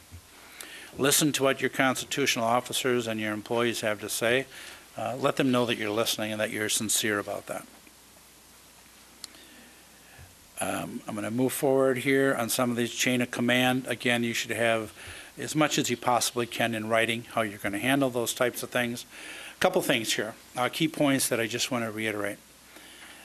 Counties are a creature of the state. We can only do what the state and the Constitution allows us to do. We are always looking for more flexibility if we can. We constantly talk to state officials, governor's office. If you can't give us more money and we have levy limits, at least give us some flexibility. So if you have ideas, let us know. County boards are to serve as the legislative policy, which sets the policy, approves annual budgets, and again, you see the words cooperative decisions. We work as a body, not as individuals. County boards work most effectively when they utilize a strong committee system. The committees do much of the preliminary work. We talked about that. Individual supervisors have no management or leadership role outside of the county committees or commissions that they serve on. Certainly county supervisors can serve or can attend committee meetings even if they're not a member of that committee. I will say that there is an exception, and that is regarding closed session meetings. If a county has an ordinance that allows them to only have county board supervisors who serve on that committee in attendance, counties have the authority to do that, but you must have that in your ordinance.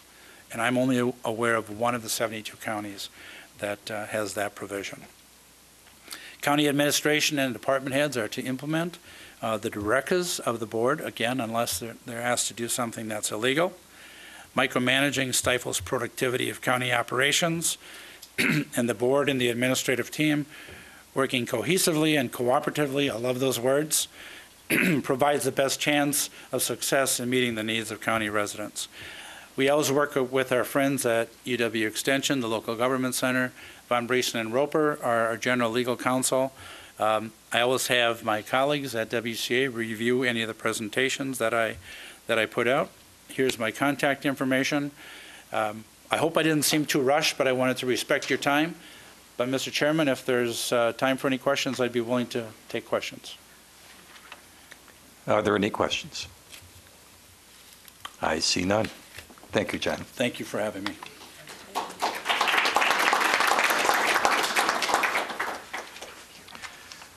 The next item on our agenda is written reports, and you have that in your packet on the 2018 contingency fund. Next item is presentation of petitions, claims, and communications. We have a communication received, a rezoning request from owners Nicholas and Rebecca Sembling, which will come up at a future meeting. The next item on our agenda is first reading of ordinances by committees, and you'll have to shuffle a little bit in the amendments, but in this section, we will consider two files, File 21 from Parks and the Forest Committee and File 81 from Committee on Human Resources. First is file number 21. To amend Section 16.30.040B of the Code, fees and charges. This item will go to our next meeting. File 81. Amending Section 2.09.005A of the Code, definitions. This item will also go to our next meeting. Our next agenda item, passing over number 9, under section number 10, reports of standing committees, commissions, and boards under 2.04160 and second reading of ordinances. First, from the Committee on Administration is file number 91. Approving a sitting resolution for the proposed, approve the sitting resolution for the proposed vertical and horizontal expansion and advanced disposal services, 7 Mile Land Creek Landfill, LLC, located in the Township of Seymour, City of Eau Claire, and Eau Claire County, authorizing the appointment of Ray Henning and Matthew Steinbach as the Eau Claire County's representatives on the local negotiating committee. Motion? Motion by Supervisor Leary, second by Supervisor Henning. Supervisor Bates. Thank you, Mr. Chair. Oh, sorry. First of all, it's important to realize that this particular resolution is required by state statute and constitutes a citing resolution for the proposed expansion of the 7 Mile Creek landfill. It sits on 25 acres, and since all of those acres happen to be in Eau Claire County becomes the vehicle, if you will, for putting up this particular resolution and participating in the committee. The county board is required to pass this resolution and appoint 2 representatives to the local negotiating committee within 60 days of the initial request. And that request is quite formal and comes, I think it came around the 15th of November. And so we are falling into the parameters of doing this in appropriate fashion. The 2 representatives that you see on the resolution, one is our county board colleague, Ray Hennig, and the other is the City County Health Department Environmental Science Division Manager, Matt Steinbeck. So this is the way that we handle actually having some input to assure that since we are impacted by this particular expansion, we have some impact in being sure that this particular expansion, whether it's going to be horizontal and vertical, will not have an adverse impact on the waters and the areas surrounding the landfill. So I would urge your support. Thank you, Mr. Chair. Thank you. Are there any questions or points of discussion? Supervisor Stelchis. Thank you, Mr. Chair. Just as a clarification, we're not approving the expansion, we're just approving the committee to negotiate. Is that correct? Our representatives to negotiate? Supervisor Bates. I don't believe this comes back to us. I think this really authorizes a negotiation for the siting, but it does not come back to us. Was that your question, Supervisor? Well, that was the first one, so that then leads me to the next question, which is, so what are we negotiating for? What guidance are we giving our negotiators that we're saying we want them to achieve, or who is providing that guidance? And again, as you can see, the representation on the committee has certainly an individual who is very aware of the importance of being sure that the water that is in the area does not have an adverse impact from the expansion. And I think this is not the first time that we've had an expansion of this facility, so I'm very sure that the individuals that have been a part of this in the past will be well coached on what needs to be looked for. Well, so one of my concerns about the landfill, and I think we're very fortunate to have the landfill, and I know we're doing the right thing, and I certainly support, in the end, having an expansion. My concern is how long this landfill will last, and if we have any influence to control, how long it would last. And it would seem that it would be appropriate that someone from the county ask our negotiators to negotiate to achieve something. Now, I think by implication, yes, we want to protect our water resources. Are we also negotiating for additional fees or whatever we call them, royalties that we get from that? Are we negotiating any controls that might help increase the longevity of the landfill?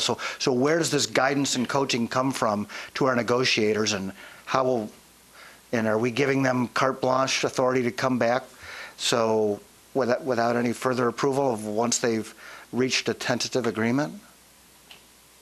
Perhaps it might be appropriate for Keith to Supervisor. answer those questions. Sorry.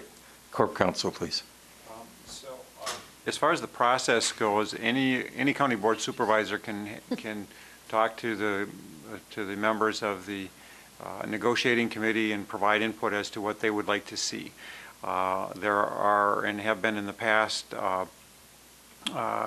in past expansions, there have been public listening sessions or public input sessions, usually held in the town of Seymour or someplace near the landfill. There have been people that have actually come to negotiating committee meetings to provide input at that time. What's on the table, there are all sorts of things that can be discussed. One of the things you can't discuss is whether you should have a landfill, because that decision's already been made. But hours of operation, noise, smells, litter, all sorts of things can be discussed. And the other thing that happens under the law is the negotiating committee can hire specialized outside legal counsel, which they have always done, to provide legal guidance to them throughout that process. And there are some limits. There's limits on interstate commerce, and saying, the question has arisen in the past whether we can just ban waste from Minnesota or something. Well, we can't do that. But any of the questions that involve that legal interpretation, there is outside legal counsel there that's providing that expertise to the committee. But certainly all of the supervisors, if you have any concerns, once the committee is appointed, feel free to approach any of those committee members, including Supervisor Henning, with concerns you have, or other members of that negotiating committee. And once that process starts, they'll meet on a very regular basis until they reach some kind of an agreement, and then that comes back to the county board, it comes back to the town board, and it comes back to the city council then for review and vote. Thank you. Supervisor. Yes, you will have the agreement. You will have the agreement to consider when it's all done. Supervisor Knight. Can you hear me now? Okay. Yes. As I live about 3 miles from the landfill, and it does have an effect on people's lives out there in District 3 or town of Seymour. It was especially noticeable to me this summer when there was a detour, and suddenly we had dump trucks, a constant train of dump trucks running along what was normally a rural road. It not only beat up the road pretty well out by Bullhead Pond, and the highway department did a great job of getting it patched up again once the detour ended before the winter came. But I hear from some of my neighbors the concern that, hey, we're taking, it's a regional landfill, for which we are paying a disproportionate cost in quality of living. So I guess I would encourage this negotiating committee to think of some of the local costs. Maybe they could be compensated. I did learn upon moving to the town of Seymour that we have free garbage privileges. So I guess that's one of the benefits, but frankly, that's not used by most of my neighbors. I do it because I'm really cheap and I have a lot of storage space in my garage. So it's kind of like Alice's Restaurant. I take the garbage out every few months whether it needs it or not.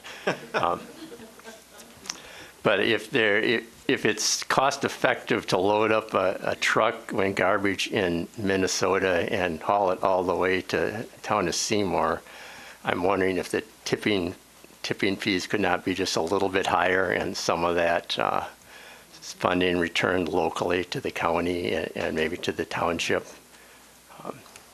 One other, since we're on kind of a conservation theme tonight, one bit of environmental trivia. Way back in the mid-'70s when the city was going to build the landfill, there were a number of trout fishermen who were concerned because bordering the landfill is 7 Mile Creek, which is a little spring-fed brook trout creek. And it also enters the Eau Claire River just above Lake Altoona. So whatever goes into 7 Mile Creek pretty quickly ends up in Lake Altoona. And at that time, the dumps were literally that. You dug a hole in the ground and you put refuse in it. So the public intervener got involved and negotiated an agreement where 7 Mile Creek was actually the first engineered landfill in the state with clay caps and clay liners and monitoring wells and everything else that goes along with being an engineered landfill. So, Supervisor Henning. Yes, Supervisor Stelgis, I'd like to answer a couple of your questions. I may not have these all in order. Tipping fees are controlled by the fact that everybody pays the same cost of tipping fees. So if you're mad at Minnesota for bringing it over and you want to penalize them by raising the tipping fee, yours is going to go up to the same amount as theirs. So that's a federal law. And the law says that you have to take the garbage from anybody. So we can't just say this is ours and nobody else can use it. The negotiations, this is the fourth time that I've been on this siting committee negotiations since I've been on the board. It comes up every few years. And we're not in it alone. Eau Claire is in on it, Seymour, and the county, as well as the landfill. And all of us have legal representation. So, and the meetings are open. They're public, notified, so that everybody has an opportunity to come to them. And frequently we have people that do come to the meetings, and some are just interested in what's going on. Some have concerns, and so as a result of these negotiations, it's not strictly just the raising of the height or the circumference. It's negotiating the use of our roads and the compensation that we get, and also the county, Eau Claire, and Seymour all benefit from the negotiations that we do in a settlement for payment from the landfill for the damage and the use of our facilities. And the health department is in constant control of automatic observation of the landfill year-round, and at the regular meetings of the landfill committee, the health department gives their reports of because they monitor them all the time. The wells are monitored, and they'll buy anybody's land that wants to sell to them. So we're lucky that we got a landfill this close. Some people don't, and and if it was closed down, then we'd have a heck of a time trying to find someplace else for our garbage. But if anybody has any questions at any time, come and ask me, call me, and we'll go through it with you. Thank you. Supervisor Pagonis. Thank you, Mr. Chair. This is going to be a comment and actually a question for Supervisor Henning. It's my understanding that tipping fees that the county receives all go to the highway department for repair and maintenance of County Road Q. Well, not just one road too, it's just because that's not the only road that they use. They use a lot of the county roads, and they use some town roads. It all depends on where they're coming from. So, but it is, comes back to the county, to the highway. So, but is it correct, the tipping fees all go to the highway department? This is not tipping fee. This is a negotiated fee that the county. The highway landfill gets. fee? That's just a one-time. That's a separate thing, okay. Separate, that's not, that doesn't come out of the tipping fees. Okay, I see. Thank you. I see no one else indicating a wish to speak. Supervisors, please take your keypads in hand and vote on file 91. Thank you.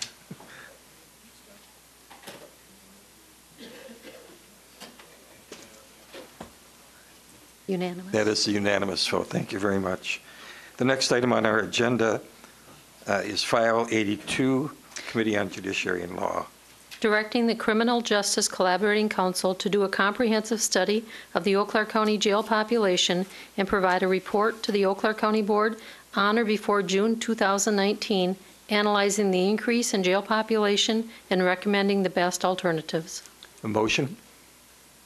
Motion Supervisor Wilkie, second Supervisor Buchanan. Supervisor Miller? Are you speaking to this? Yes. No. Yeah, thank you, Mr. Chair. If many of you will remember during our budget deliberations a month ago, there was talk about the issue of starting to see the overcrowding in the new jail and what we can do to alleviate it and all of that kind of stuff. And so the committee got together and asked to have this resolution formed to direct the CJCC to really analyze and study a combination of things, not just the population group, not just the demographics, but what kind of community organizations might be out there that could provide some, relieve some of the pressure and some of the problems that we are running into above and beyond what we already are doing, which has been a tremendous amount in this county. So this basically is just formalizing that directive. We're asking, it's a big chunk to chew off, but we're asking that they come back by June to report to the board to give us some guidance going forward as to what directions we might be able to take, what state legislation might be coming up that could alter things, and everything imaginable. And that's what this resolution is all about, and I encourage your support. Thank you. Are there any questions or points of discussion? Supervisor Chilson, or, I'm sorry, I thought. Supervisor Bates. Thank you. Before that we even knew this was going to be on our agenda this evening, the Human Services Board had on its agenda just within the last 24 hours the notion of what would be the response to a proposal to look at expansion of the jail and programming in the jail. And it inspired a significant discussion within the committee. And part of the concern, after we looked at the resolution that arrived at the time of our meeting, was that we really felt if there was going to be a study of what we're doing here locally, that it might be an advantage to have that study done outside of the realm of the individuals providing the services. Recently, there's been an effort between Mayo Clinic and the university to look at this particular issue in itself. And I'm wondering whether or not this might be a vehicle that could be used rather than bringing it in-house. I certainly think that it's something that we might consider. The other part that was a concern was also that we have just now within a matter of days, opened up our mental health clinic here in the Human Services area. And obviously, we have no idea what kind of an impact that will have until it has some history. So I hope others will speak to this and maybe consider the possibility of doing this a little differently and maybe putting this aside until we figure out what that little differently looks like. Thank you. Supervisor Buchanan. Yes, thank you. As someone who has had, was on the city council when the last jail expansion happened, which came with a lot of really important developments for protections for our community, for our jail population, but there was a huge discussion on, do we need to be expanding the size of our population and the numbers of people that we're housing? One of the things that I liked about this particular resolution was the mentioning of it's not just about a fourth pod, but also what other alternatives there can be as well. And I think that if we're going to have these discussions about do we open a fourth pod or what other alternatives there can be, that we need real dollar amounts attached to it, and having this study allows that to happen. That being said, I think that it's important what Supervisor Bates had mentioned. We recently just enacted that policy with the Human Services for mental health expansion, and I don't want to see us moving forward when we have other departments that are, or other committees that want to make sure they have their voice as well. So what I guess I would like to do at this time is move to refer this resolution to the Human Services Committee. And then that way the Human Services Committee can have that opportunity to have that discussion that they wanted and bring forward any recommended changes. And then we as a board can debate if those are applicable, but at least the Human Services would have that opportunity instead of this being kind of last minute. Thank you. Without objection, a comment from the county administrator. If I may, and I think that one of the things that was anticipated as part of the work that the Law Enforcement and Judiciary Committee did was to consider that type of programming as you spoke to, Supervisor Buchanan. And as we look at that, the Human Services Board is represented by Diane Cable and other providers within that network on the CJCC committee itself. And so within the current construct, I believe that you can accomplish that which you would desire, meaning what are some of those alternatives and how do they impact and inform the work that is being done? Thank you. Supervisor Buchanan,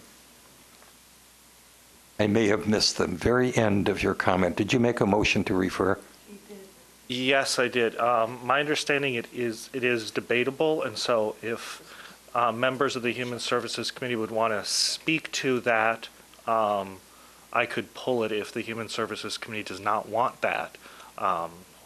The motion to refer has not been seconded, so you have the privilege of doing that. We now have a second, which means that this motion to refer, as you have said, is not debatable. Therefore, we must. No, it is debatable. Yeah. Mm-hmm. It is? Yeah. Sorry, I misspoke. So we have to take care of that point of business. We have a motion to refer to refer this item to the Human Services Committee. We have a second. Is there any discussion? Are there any questions or points of discussion?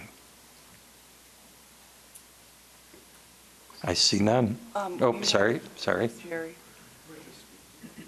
I was next, but we're on. Supervisor Anton, we'll come back to you. We're dealing with this motion. Supervisor Wilkie, yes. I would, for now, recommend that you not do a referral to this, because I believe the starting place should be with the CJCC. As was pointed out a few minutes ago by the administrator, there is human services representation on that committee, a broad representation and has done some excellent things to help us deal with our jail population and intervention, and they're going to continue that effort. The expertise is right there. I think it also would be premature to refer it any place other than that, including an outside contract at this time. That doesn't preclude it from being looked at with whatever CJCC comes up with at Human Services. But at this point, speaking only to referral, I think it would be premature to do that. Let the core folks that have been working on this issue have a shot at it, and let's see where it goes. And certainly not contract out, because whoever we get to contract with would spend their time talking to all our staff. We pay them thousands of dollars, and then they're going to put it in a boilerplate report. We've got the expertise. They're together as a group and are coordinating. So for now, my strong recommendation is don't refer. Pass on this evening and let CJCC take a shot at it. Thank you. I see no other requests. No, that's the main motion. That's the main motion. Oh, I'm sorry. And this one and this one? Here. Oh, does it? No. Sorry. It's going to bog it. Sorry, Supervisor Maury, are you speaking to the motion to refer? I will, yes. I realize that the professionals that have been dealing with some of this overcrowding issues have been working hard on it. But I also recognize that our county signed on to a Stepping Up initiative back in 2016. And that initiative, which is, let's see, it's a combination of the American Psychiatric Association, the National Association of Counties, and the Council of State Governments Justice Center, has come up with a lot of recommendations, and including starting with a baseline. We have not developed a baseline. We do not assess people going into the jail systematically to see if they have mental health issues, unless I'm mistaken. Do we assess for AODA issues? Do we look at trauma-informed care and ACEs? That's the baseline. That's evidence-based practice. That we need to start with that, and we haven't. And I think that when I shared this publication, Reducing the Number of People with Mental Illnesses in Jail, 6 questions county leaders need to ask, which is a publication of the Stepping Up initiative, with the 2 co-chairs of the CJCC, or no, the Stepping Up Committee, which is separate, the person who represents the CJCC said, well, we're passing that to the Human Services Board, that notion of being responsible for determining who has mental health issues. It's important because a lot of the overcrowding is because people are we are using the jails as mental health treatment or mental health holding centers, not treatment centers. And we're just getting to the point where we're starting to do some things that will help us address those issues. But I think that we really need to do some things first in order to, I'm just worried that by passing this and in 6 months making a decision about expanding the jail in an era where we need to have more input than just the CJCC. Excuse me, you seem to be speaking to the point of the main motion rather than the motion to refer to committee. I think I was speaking to both, but because I think that the Human Services Board should have some responsibility to review this and to comment on it. Okay, so you are supporting refer to committee? Yes. Thank you. Supervisor Cronic. Thank you. Thank you, Mr. Chair. I had a quick, before I spoke to the motion to refer to the committee. I needed a point of clarification. So when we're talking about the Criminal Justice Collaborating Council, and I'm not part of that, but I've sat in on some meetings, there's both the executive board that meets, I'm not sure how often, and then the full CJCC council. How often does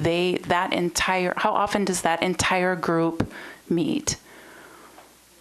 I think we meet monthly. You're on. Go ahead. Oh.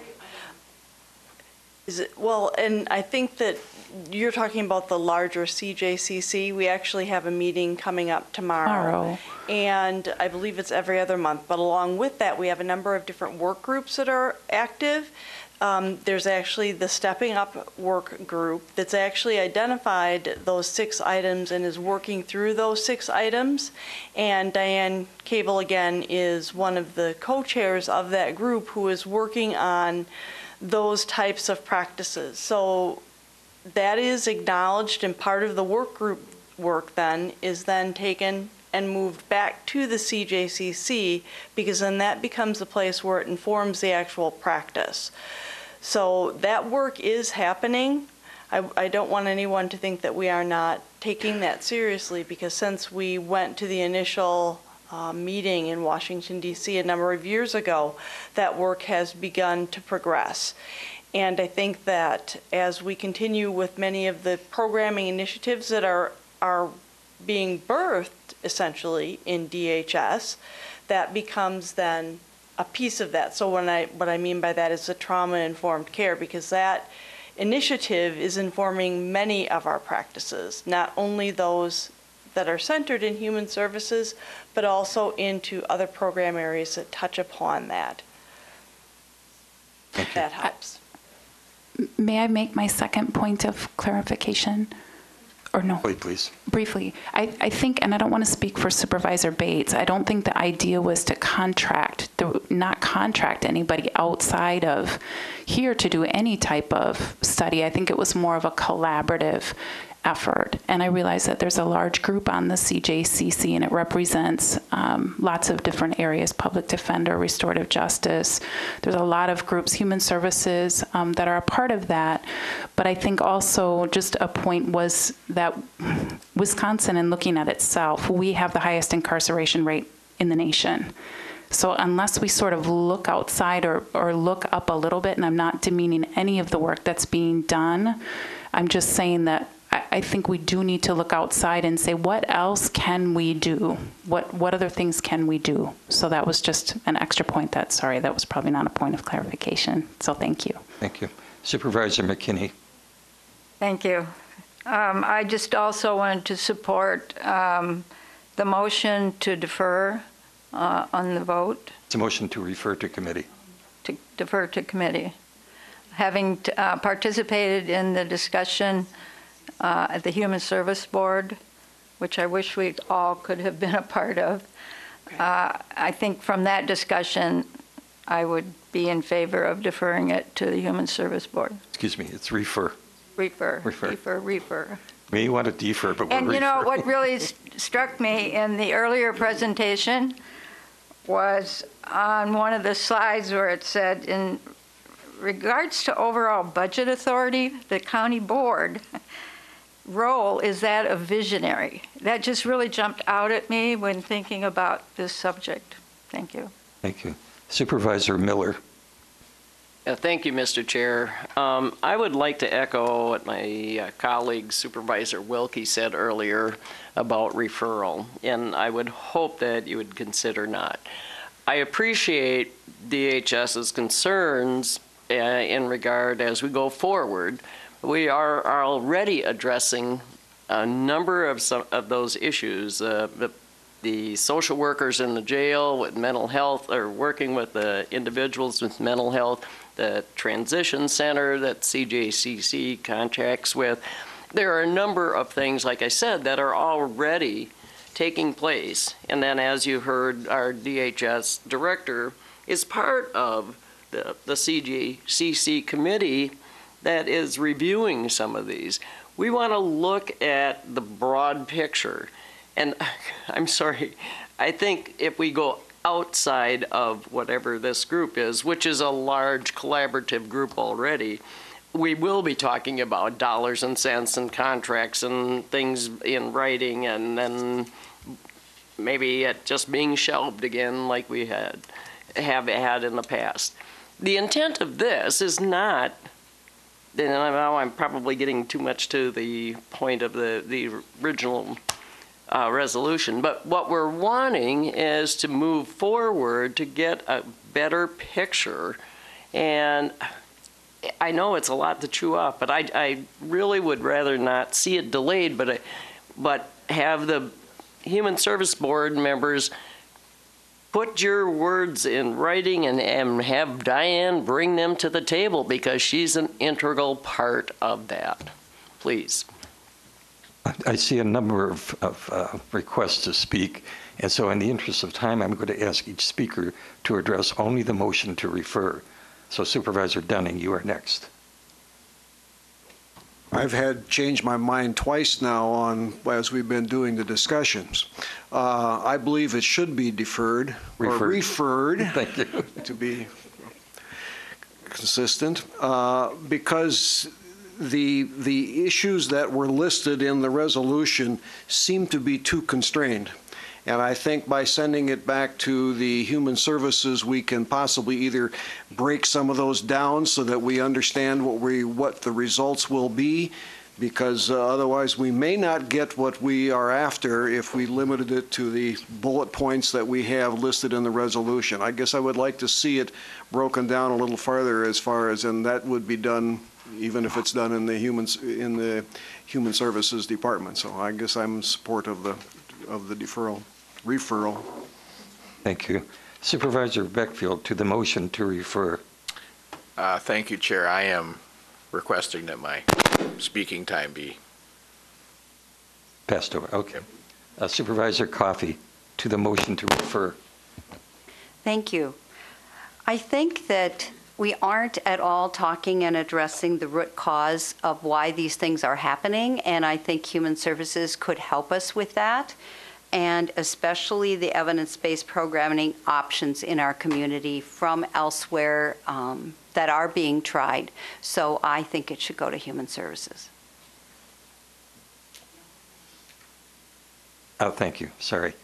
Supervisor Buchanan, to the motion to refer. Yes, my reasoning for making the motion is this resolution gives CJCC specific charges. This is what you are to look at, and by extension, by having something not in there, maybe this is not something you should look at if it's not in here. As Supervisor Dunning had pointed out, maybe there are some specific areas that could be flushed out to make sure that CJCC has the correct charge. And so that was my reason for the motion to postpone, is because this is a 6-month process, which is a substantial timetable, and this would just be a 1-month delay on a 6-month process where you would still have that full 6-month process, because members of Human Services have said, hey, there's something we would like to see in the resolution. We just didn't have time to make that recommendation before it got to the floor. And so if we're going to enter into a very important process of having a discussion on should we open the 4th pod, if we do, what should it look like, what alternative services should be wrapped into that or instead of, if the Human Services Committee is requesting just 1 meeting notice to be able to give their input on what they would like to see CJCC tackle, I don't think it's a big lift for us to give that committee that one opportunity to give their suggestions on what they want to see added into the resolution. Supervisor Wilkie, to the motion to refer. Second time the motion to refer. Regardless what happens, I would, if it in fact ends up in Human Services, I'm not sure what they're what their directive is in terms of this. Keep in mind, though, that your CJCC is doing evidence-based practice and decisions and is collecting that data, not Human Services or judiciary and law. We ultimately will be the final decisions makers, first as a committee and then this as a full board. This, I think, you got to look at as your staff working together, even though there are elected representatives also on that group. They're gathering all this information already, okay? So they're the ones that need to do the work, and it isn't just about opening the pod. Do they have some more rabbits that they can pull out of their hats? So frankly, respectfully, I think it's not going to serve purpose going to Human Services at this time. Certainly after that evidence is all gathered and they bring back some recommendations and information, then the committees can start doing their work. But I look at it that we're directing our staff to do some work on this. So if referral happens, so be it, but I frankly think it's a waste of time. Supervisor Cronk to the motion to refer for the second time. Just briefly for the second time, and while I understand some of the concerns, I do think going to Human Services is important, just as an added, it's a partnership. It's more information and it's spreading the work out with more ideas. I think that's a positive. We did learn in our meeting last night through the jail reentry program, which was just started. I mean, this is new. This is a lot of work for one person to tackle. There were 29 new referrals that were, 27 were self-referrals from the jail kiosk since 11/12/18, talking about housing, AODA, mental health. Those were kind of the top three. Those are things that Human Services works in every day. So I think they're an integral part, and I think they can help. I think it's just a partnership, extra partnership. Thank you. Supervisor Pagonis to the motion to refer. Thank you, Mr. Chair. I agree with Supervisor Wilkie. I viewed this resolution as a preliminary analysis, and the result of this analysis will then be shared with the relevant departments and the relevant individuals. And then we look at it and start furthering what it is we need to do and what changes we need to make. I see this merely as a preliminary discussion and analysis of how is the jail currently being used and what is the demographics in the jail. These are not things that Human Services really has information on. This is taking the data and doing just preliminary work. So I'm opposed to the resolution to refer it. I don't think it needs to. I don't know that additional people need to be involved at this time. When we get the results of this analysis, yes, then it needs to go to Human Services. Then we need many other individuals involved. But at this preliminary stage, I'm not sure what the point is beyond having Human Services be aware of it. So, and I'm not sure Human Services is the best department to determine if there should be additional things that need to be reviewed. They could do an independent review independent of this. Thank you. Thank you. I see no other requests to speak. Supervisors, please take your keypads in hand and vote on the motion to refer. This requires a simple majority for passage, and the action would mean that the original main motion moves off our agenda, and the item is referred to Human Services Committee. Please vote.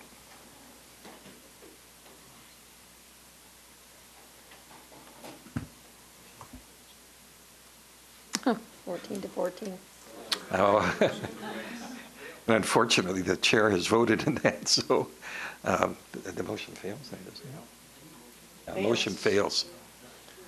The motion to refer fails. We are back to the main motion, and the next person in line to speak was Supervisor Anton. Excuse me, my concern is the mental health. I believe we could say that it's likely the cause for drugs, and drugs are likely the cause for people being incarcerated. So given that as a driver for the need for more space, it's really a question: to what extent are we going to be looking at mental health? It's been mentioned a couple of times tonight, because certainly it appears that's at the bottom of, or at least one of the bottom items on this issue of jail expansion. How will that be covered? I will take that as a question that you wish this the CJCC to take up in its work on this. If they don't take it up, how will it be taken up? I'm not sure that I could answer that. I think that if you look at the original charge for the CJCC when it was originally created, many of the issues that are being raised this evening that are wanting to be explored further are components of that charge. And so even to your point, Supervisor Anton, I think that if you read their description and if you look at some of the programming that is in place, that is a part of that charge and will continue to be part of the consideration that they take when they look at the bigger picture of and scope of the issue. Thank you. Thank you. Supervisor Maury, to the main motion. I would just again like to say that I feel like we have a lot of work to do in terms of looking at people who have mental illness and co-occurring disorders and have high risk in terms of criminogenic needs. And I know that's the area of the CJCC, but when it comes to treatment, that's going to involve human services and in collaboration with outside bodies. There's a lot that can be looked at. I hope it'll be looked at. I found this statement a little bit vague in terms of what's going to be looked at. I know Tom Barland has said 7 things that the courts could do to make a difference. There's things that probation agents can do and the Department of Corrections. And I think we really need to look at what other counties have done. I know that Jeff Wright has gone to Polk County, Iowa, because it's an innovative county as identified by the Stepping Up Initiative, and learned that, we can do a lot of things, and we don't necessarily have more resources come down the pike. And what worries me about this resolution is in 6 months, it's going to be, well, we need to open up the other pod. And this is an era of fiscal levy limits, and we don't have the money to do that. And if we spend the money doing that, other departments are going to suffer. Okay. Supervisor Miller, to the main motion. Yes, to the main motion. It sounds to me like several individuals came into this meeting tonight with preconceived ideas of what the end result was going to be of this report before we even have it started. And I really am sad about that, because what we're saying is we want them to go and take a comprehensive look at everything we're doing already, what's out there that's coming forth from state and federal reforms. There was a federal prison reform bill that went through today in the Congress. So we got to look at that. How is that impacting us locally? How are our treatment courts helping us locally? Everything imaginable. It's not a foregone conclusion that the report's going to say, yeah, build that other pod. I don't want to build that other pod. The committee doesn't want to build that other pod. But we need to know if that is the trend where we're going, we've got to be prepared for that as well. So I would encourage all of you to please just move forward. The CJCC and our committee is certainly going to stay on top of this as well, to keep them moving forward and look at everything that we can possibly pull together within 6 months and come back and give us some analysis to give us the direction where we might all go next. Thank you. Supervisor Dunning. I'm going to pass. Thank you. Supervisor Bates. Thank you, Mr. Chair. I have no doubt that the individuals involved in the Criminal Justice Collaborating Council are all very dedicated people. I think what has been the barrier, if you look, even though we have known for quite some period of time, and I mean a period of years, that the major drivers of our jail population were addiction issues and mental health issues. It is until this very moment that we have even had anyone that offered mental health services in the jail. The Stepping Up issue has been a NACO-targeted effort over the last 2 years. And the information that's being distributed on that indicates that obviously there is a pathway that can be very effective in actually turning the trend, and we have that trend here, around. So even though this may not come back to human services, I think it's really, really important for us to be able to understand that if we don't change the way that we are doing things, we will get the same result, the same trend that we've had over the last 4 years. And that's what stepping up is about. It really is changing the trend. And it certainly has proven to be effective where it's being used. And I think some of our board members have had experience within the jail itself. And I think they could verify that basically, even though we have these elements, we don't have the kind of connections and the treatment model and the follow-through of assessment that helps people not only leave better, but so that we don't see them again. So they really become a part of our communities with a whole community effort. And that's really what we would like to see happen. How we become involved in this, I guess will be up to the Criminal Justice Collaborating Council. But I do believe there is a better way than what we're doing right now. Otherwise, our trend wouldn't be going up. It would be going down. Supervisor Dunning. I would like to make an amendment to the motion. I would like to conclude the first sentence at the end of overcrowding and make a recommendation, then eliminate the rest of that sentence mentioning the fourth pod. This is on line 3. Repeat the line, please. What? Repeat the line. Would be line 3, starting with include.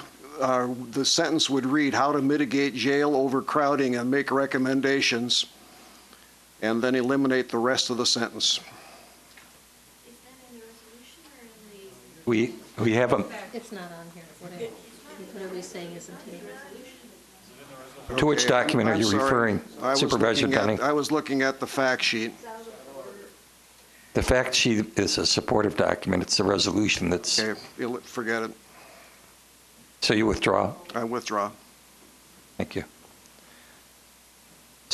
Supervisor Buchanan, I think this might be your second time, yes? I just want to real quickly echo the comments that Supervisor Miller had pointed out, that this, I know that some of the trepidation may be that there is an end result already pre-assumed, and that I don't think that's the case. That's why someone such as myself and others who are concerned about the fourth pod do support this. And once this study is complete and brought to the board in various committees, part of your job as board members will be to analyze whether you think the CJCC did their job. So if you have those concerns that, hey, you didn't look at this aspect properly, that will weigh into how you take the recommendation of CJCC. So I think that they're going to hear this discussion. They'll hear the discussion we've already had at Judiciary and Law, and we're going to hear more than just doing things the way they always have, because I think that folks would know the alternatives. So just to remember that keep that in your mind as well. So I'm voting yes, not because I want to see that end result of a fourth pod, but because this gives us the opportunity to have the experts have that needed discussion. Supervisor Mowry for the second time. I just want to point out that the acronym for evidence-based decision-making is incorrectly spelled. Thank you for that correction. I don't know if that's an amendment or just a typo. No, we'll just take that as an editorial correction. Supervisor Cronk. Just finally, I know that a lot of study will go into this, and I know it's a collaborative effort. I'm wondering what would be the proper way to request, rather than getting all of this, hopefully, success and amazing information in 6 months or before. Would we be able to have monthly updates on what the CJCC is learning so that we might be informed and know how to support their work? Well, that's not in the motion. May I make an amendment? It may not be necessary. That's why I'm hesitating. Supervisor, Minister Shaw. One thing that I wanted to make sure the board was aware of is that Tiana Glenna, as well as other members of the CJCC team, are going to be preparing a presentation to give to the board to set essentially that baseline of these are some of the things that are happening right now, as well as creating a matrix. So you can see some of what the ongoing activity begins to look like. And then you'll actually see what type of programming is happening. I think that the initial thought was that the CJCC, which meets tomorrow, would begin by having a broad discussion of what the work plan would look like, and whether or not, you decide you want monthly reports. I guess you could. I don't know how much there would be month over month. Supervisor Kronk, are you asking for progress reports? I'm asking not to micromanage, but I'm just asking for updates so we know how we can support the work that's happening. I think so. Monthly would be, we have monthly meetings. I don't think we need an amendment to do that. We can do that on reports to the board. We can do that, yes, we can. Okay. Thank you. Mm-hmm. I see no other requests to speak. Supervisors, please take your keypads in hand and vote on file 82.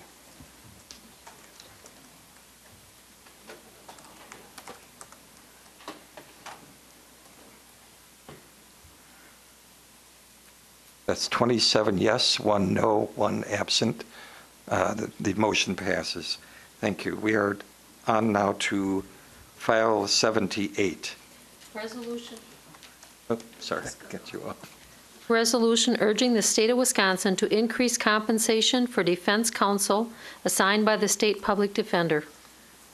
A motion by Supervisor Miller, second by Supervisor Gatman. Speaking to this is Supervisor Miller. Oh, would help if I turned it on. Sorry. Okay. Sorry. Yeah, thank you, Mr. Chair.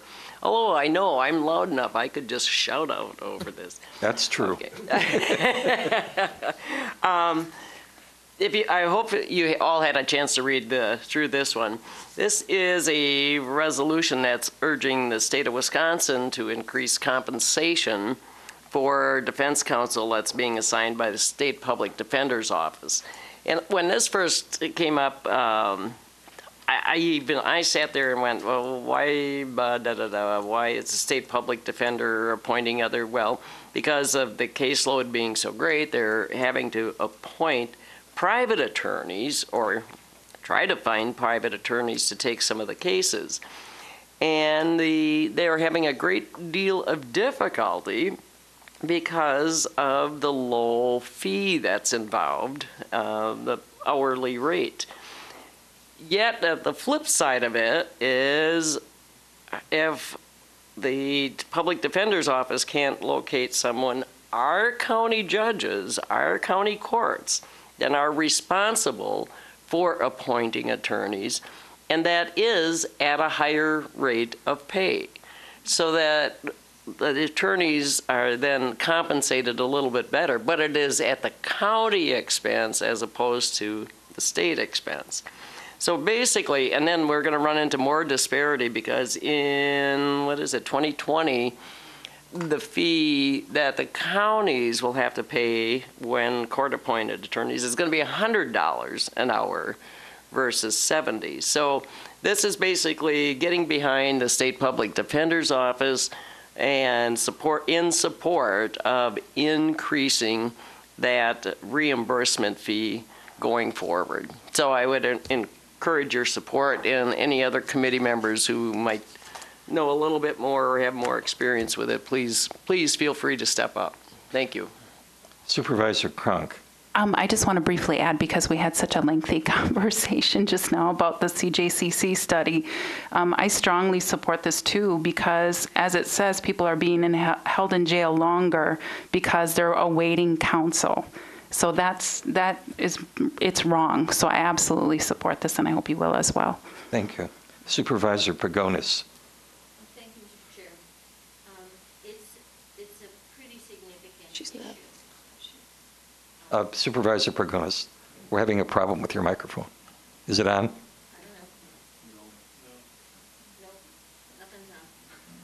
Can you poke that button where the amber light is? I poked it twice. Try again. Nothing's changed.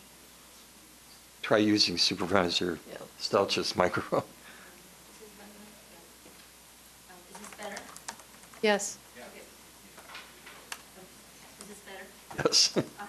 So this is a significant issue, not only because people are being held in jail awaiting trial, that's sometimes the issue, but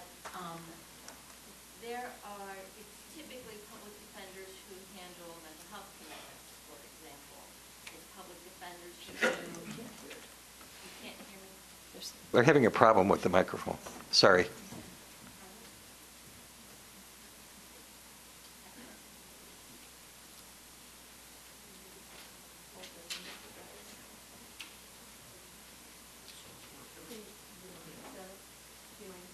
Can you turn Jerry's on? On.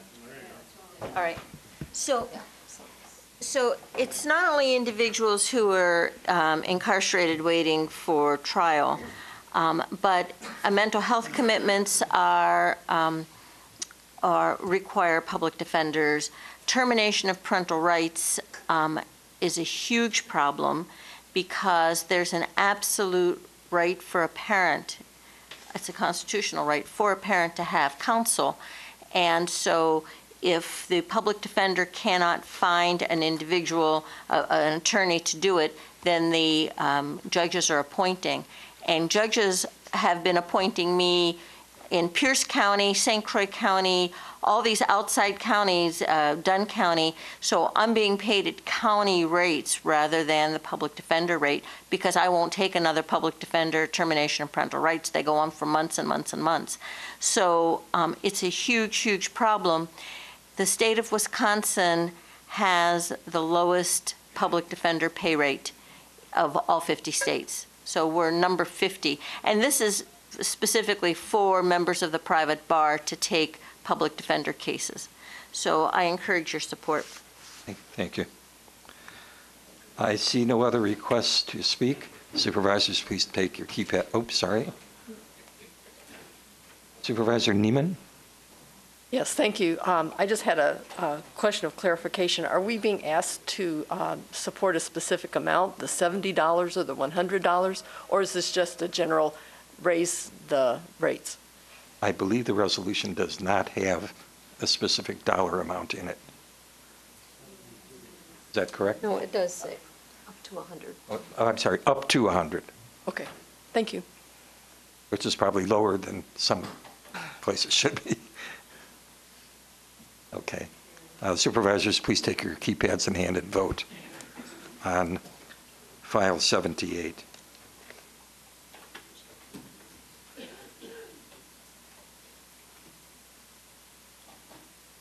Supervisor Henning. Thank you. It is unanimous. Thank you very much. The next item on our agenda is file number 92. Amending the 1982 official zoning district boundary map for the town of Pleasant Valley. Motion. Sorry. Yep, go ahead. Motion by Supervisor Lavelle, second by Supervisor Leary. Thank you. Speaking to this, Supervisor Gibson.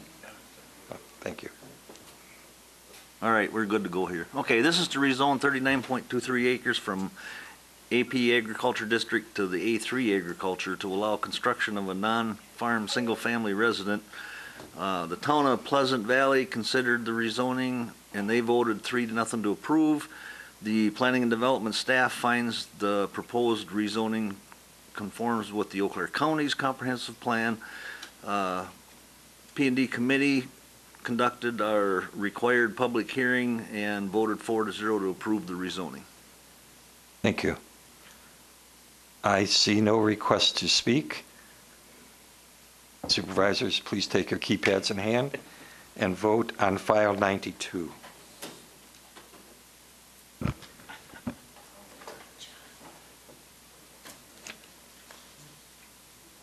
did push it. Why are we not getting? Supervisor oh, Miller? Oh, she stepped out.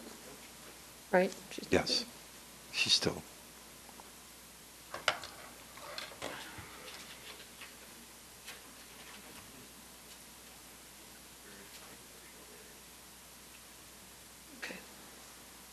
Where's our result? There it is.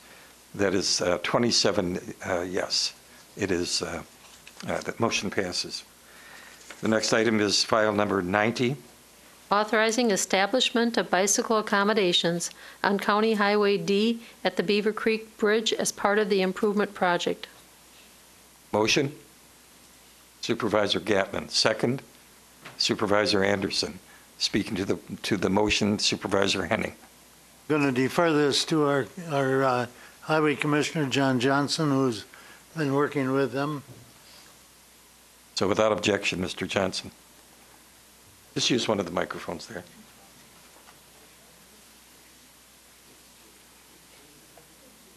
It's on, it should be on. Try it again. Grace is on. Don't touch it. All right. There we go. So this requirement is part of state statutes. Basically, it's the bridge width has to be wider, and the reason that is because the existing bridges along the highway are at a wider width, and they've been reconstructed recently. There's been some change in the statutes, and we didn't have to do this in the past. We have to now to justify to the state because there's federal and state funds that we want to build a bridge a little bit wider than minimum standards. So that's why this is happening. The town of Washington has already passed a resolution of support as well. Thank you. Thank you. Supervisor Stelchis. Can you see if your microphone works? Question, is that really in the town of Washington? Yes. It is. Okay. Seems like an odd spot to be in the town of Washington. Yeah, it's over on the edge there. Yep. Okay. Well, there's nothing scarier as a cyclist than to go across a narrow bridge when a car's coming the other way. So I'm in favor of it. Okay, thank you. I see no other requests to speak. Oh, sorry. Supervisor Knight. Yeah, as a cyclist myself, it's a fairly common thing in Eau Claire to do the tour of Lake Altoona, and that would help you get, doing that requires going over the bridge, and cycling would be nice. Thank you. I see no other requests to speak. Supervisor Lavelle, did you? The Blue Bridge, Sean? Deep on the other side of Fall Creek? No, this is out by Bracken. Oh, okay, all right, I'm sorry. I was thinking the other D Bridge. Okay. Thank you.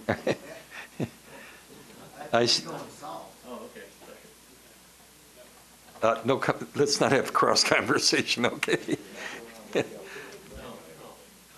Supervisors, please take your keypads in hand and vote on, lost the file number. 90. File 90.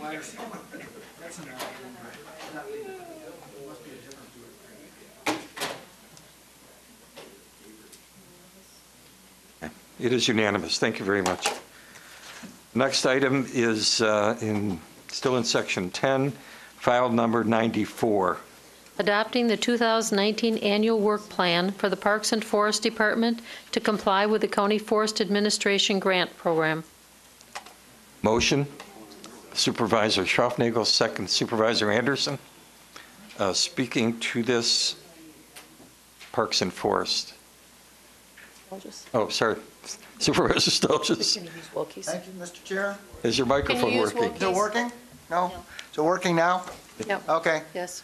This is an annual event where we as a board, have to pass this resolution and submit it to the DNR in order to receive a grant that funds about half of our forester's salary every year. So that's why it's an annual occurrence. They do require that we submit a work plan along with our grant application. That said, it's also a good practice to have an annual work plan, and the department has done that. It's long. You can see it's in small print. Those are things that we plan to do, not a guarantee that we'll get them done. But other than normal business as usual, I'll just highlight a few things that people might be interested in coming up next year. The most important of which is continuing to work on the Lake Altoona Park infrastructure. We have some serious water and septic problems there that we want to at least get some engineering work done so that if we have to repair, any repairs are done in conjunction with our long-term plan. We're also looking at trying to improve canoe landing access on the Eau Claire River, not only at Highway D, which is the Blue Bridge that Supervisor Lavelle just mentioned, but also perhaps in some other locations. That goes along with supporting some of the watershed activities. Also, the pavilion at the L.L. Phillips Park, which very few people know about, actually on Q, right next to the landfill. There's a falling down pavilion there that we intend to replace. There's also going to be a project coming up at Lowe's Creek next year to have a demonstration project on buckthorn removal, and I hope people will pay attention to that. We're going to spend some outside contract money to have a designated area removed so that you can see the difference before and after buckthorn in that particular park. And there's also an ongoing project to put a ski skills park installed at Tower Ridge, which will probably be the first in the state, and we hope to get that done next year as well. So those are some of the things in next year's work plan. I ask for your approval on this so we can do the grant application. Thank you. I see no request to speak. Supervisors, please take your keypads in hand and vote on file 94. Thank you.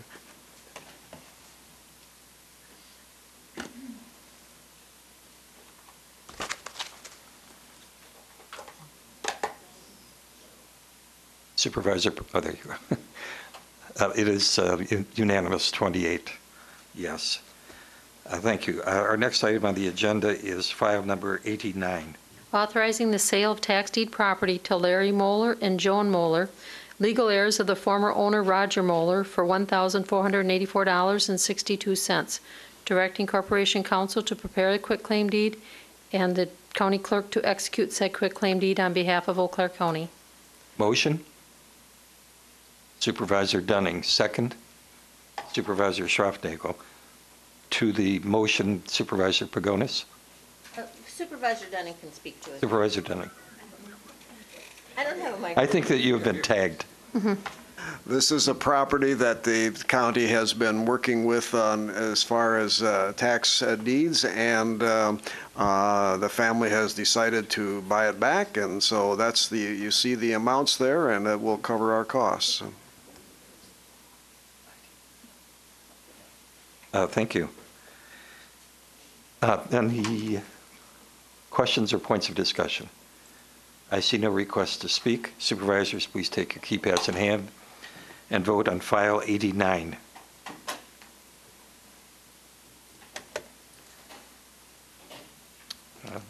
Okay. That is unanimous. Thank you. The next item is file 93. Approving the transfer of $8,000 from the County Board training account to fund 3 homeless shelters in Eau Claire County. Motion? Supervisor Wilkie. Second, Supervisor Chilson. Speaking to this, Supervisor Dunning, are you speaking to this? I was going to refer to Supervisor Chilson because I thought you were referring over to Dunning, so that's okay, fine. Supervisor Pagonis. I was going to refer this to Supervisor Chilson because this is his Thank you. motion and he's on Finance Committee. Okay, thank you. Supervisor Chilson. Thank you, Mr. Chairman. this was discussed in some detail during the budget deliberations, and it was decided that this meeting was a more appropriate spot for this resolution to come forth. What it is, again, it's the approving the transfer of $8,000 from the 2018 budget for Eau Claire County Board Supervisors in their training funds that are allocated to individuals collectively. The resolution is transferring or attempts to transfer that amount of money to the Bolton Refuge House, to Beacon House, and to Sojourner. And the one thing I would like to point out in bringing this forward, we had discussions about it in Budget and Finance, and one point that Supervisor Pagonis brought up, and I think it was a very good one, that I would like to bring forth as well. In making this request, in no way is this an attempt to discourage supervisors from using their funds. We had that discussion, and that is not the intent in any way. The intent is to take the money to be able to allocate it to these three organizations so that they can use it to fund and to input that amount of money into their budget. There is no breakdown of where the money comes from or who had what left. This amount came from Finance Director Norb Kirk, and I think that will probably conclude my explanation. Thank you. I see no requests to speak. Supervisors, please take, I'm sorry. Did I miss that? I wasn't quick enough, I'm sorry. Sorry. Supervisor Coffey. I really think this is a great initiative. I want us to be cautious, and the reason I do is I have worked with a lot of very wonderful nonprofits, and I think we need to be careful not to always select the same nonprofits as we move forward if we're doing this in the future. So I think that these nonprofits are doing a great job, and I think that's wonderful, but I think there are others that are also doing a great job that we should keep in mind, and I really like the comment about people needing to do professional development if they so choose. So thank you for that comment as well. Thank you. I see no other requests to speak. Supervisors, please take your keypads in hand and vote on file 93.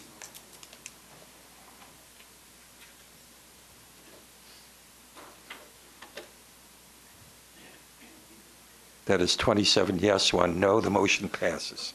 Thank you. Is that what you wanted? Supervisor? Sorry? Supervisor Bates, did you want to vote no? Is that correct? Okay, thank you.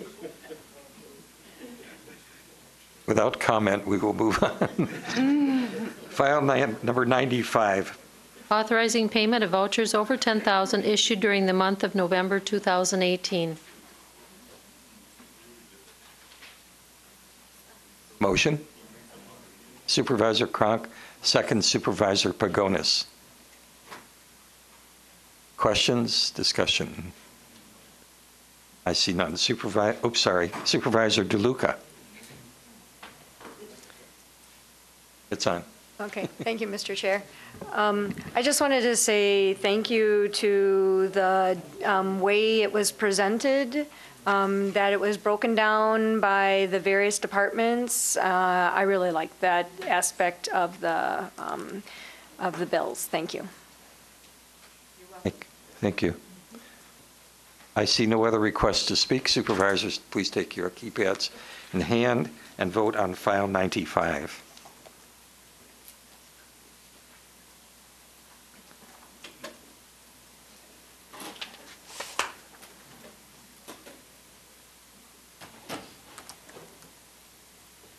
That is 26 yes, 2 no. The motion passes. Thank you very much. The last item on our agenda is an appointment. This will be a motion to confirm an appointment. Do you want to clarify what the appointment is? Do you want me just to read it? I'm going to ask the clerk to read the appointment. The appointment is Linda Struck as the ADRC Director. Linda has been an employee in Eau Claire County, working as the Economic Support Administrator in the Human Services since 2000. Prior to that, Linda worked at the Lutheran Social Services, where she did day-to-day activities for the developmentally disabled, mentally ill, and elderly population within the Community Skills Program. And Linda has a bachelor's from the UW of Wisconsin-Stout. Okay, the motion will be to confirm. The motion to confirm from Supervisor Bates, the second from Supervisor Henning. Is there any discussion, any questions? Supervisors, please take your keypads in hand and vote on the confirming the appointment.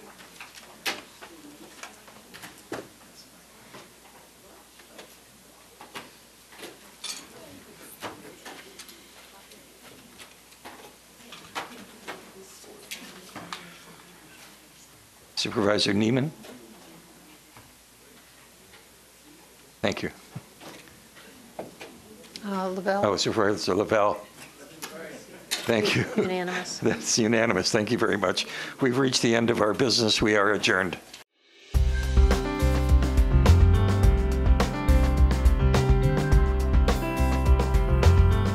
This program was brought to you by a cooperation between Newsworks and Eau Claire County. Newsworks is made possible by continuing community support. If you would like to volunteer or make a donation, please contact us via phone at 715-839-5067 or online at valleymediaworks.org.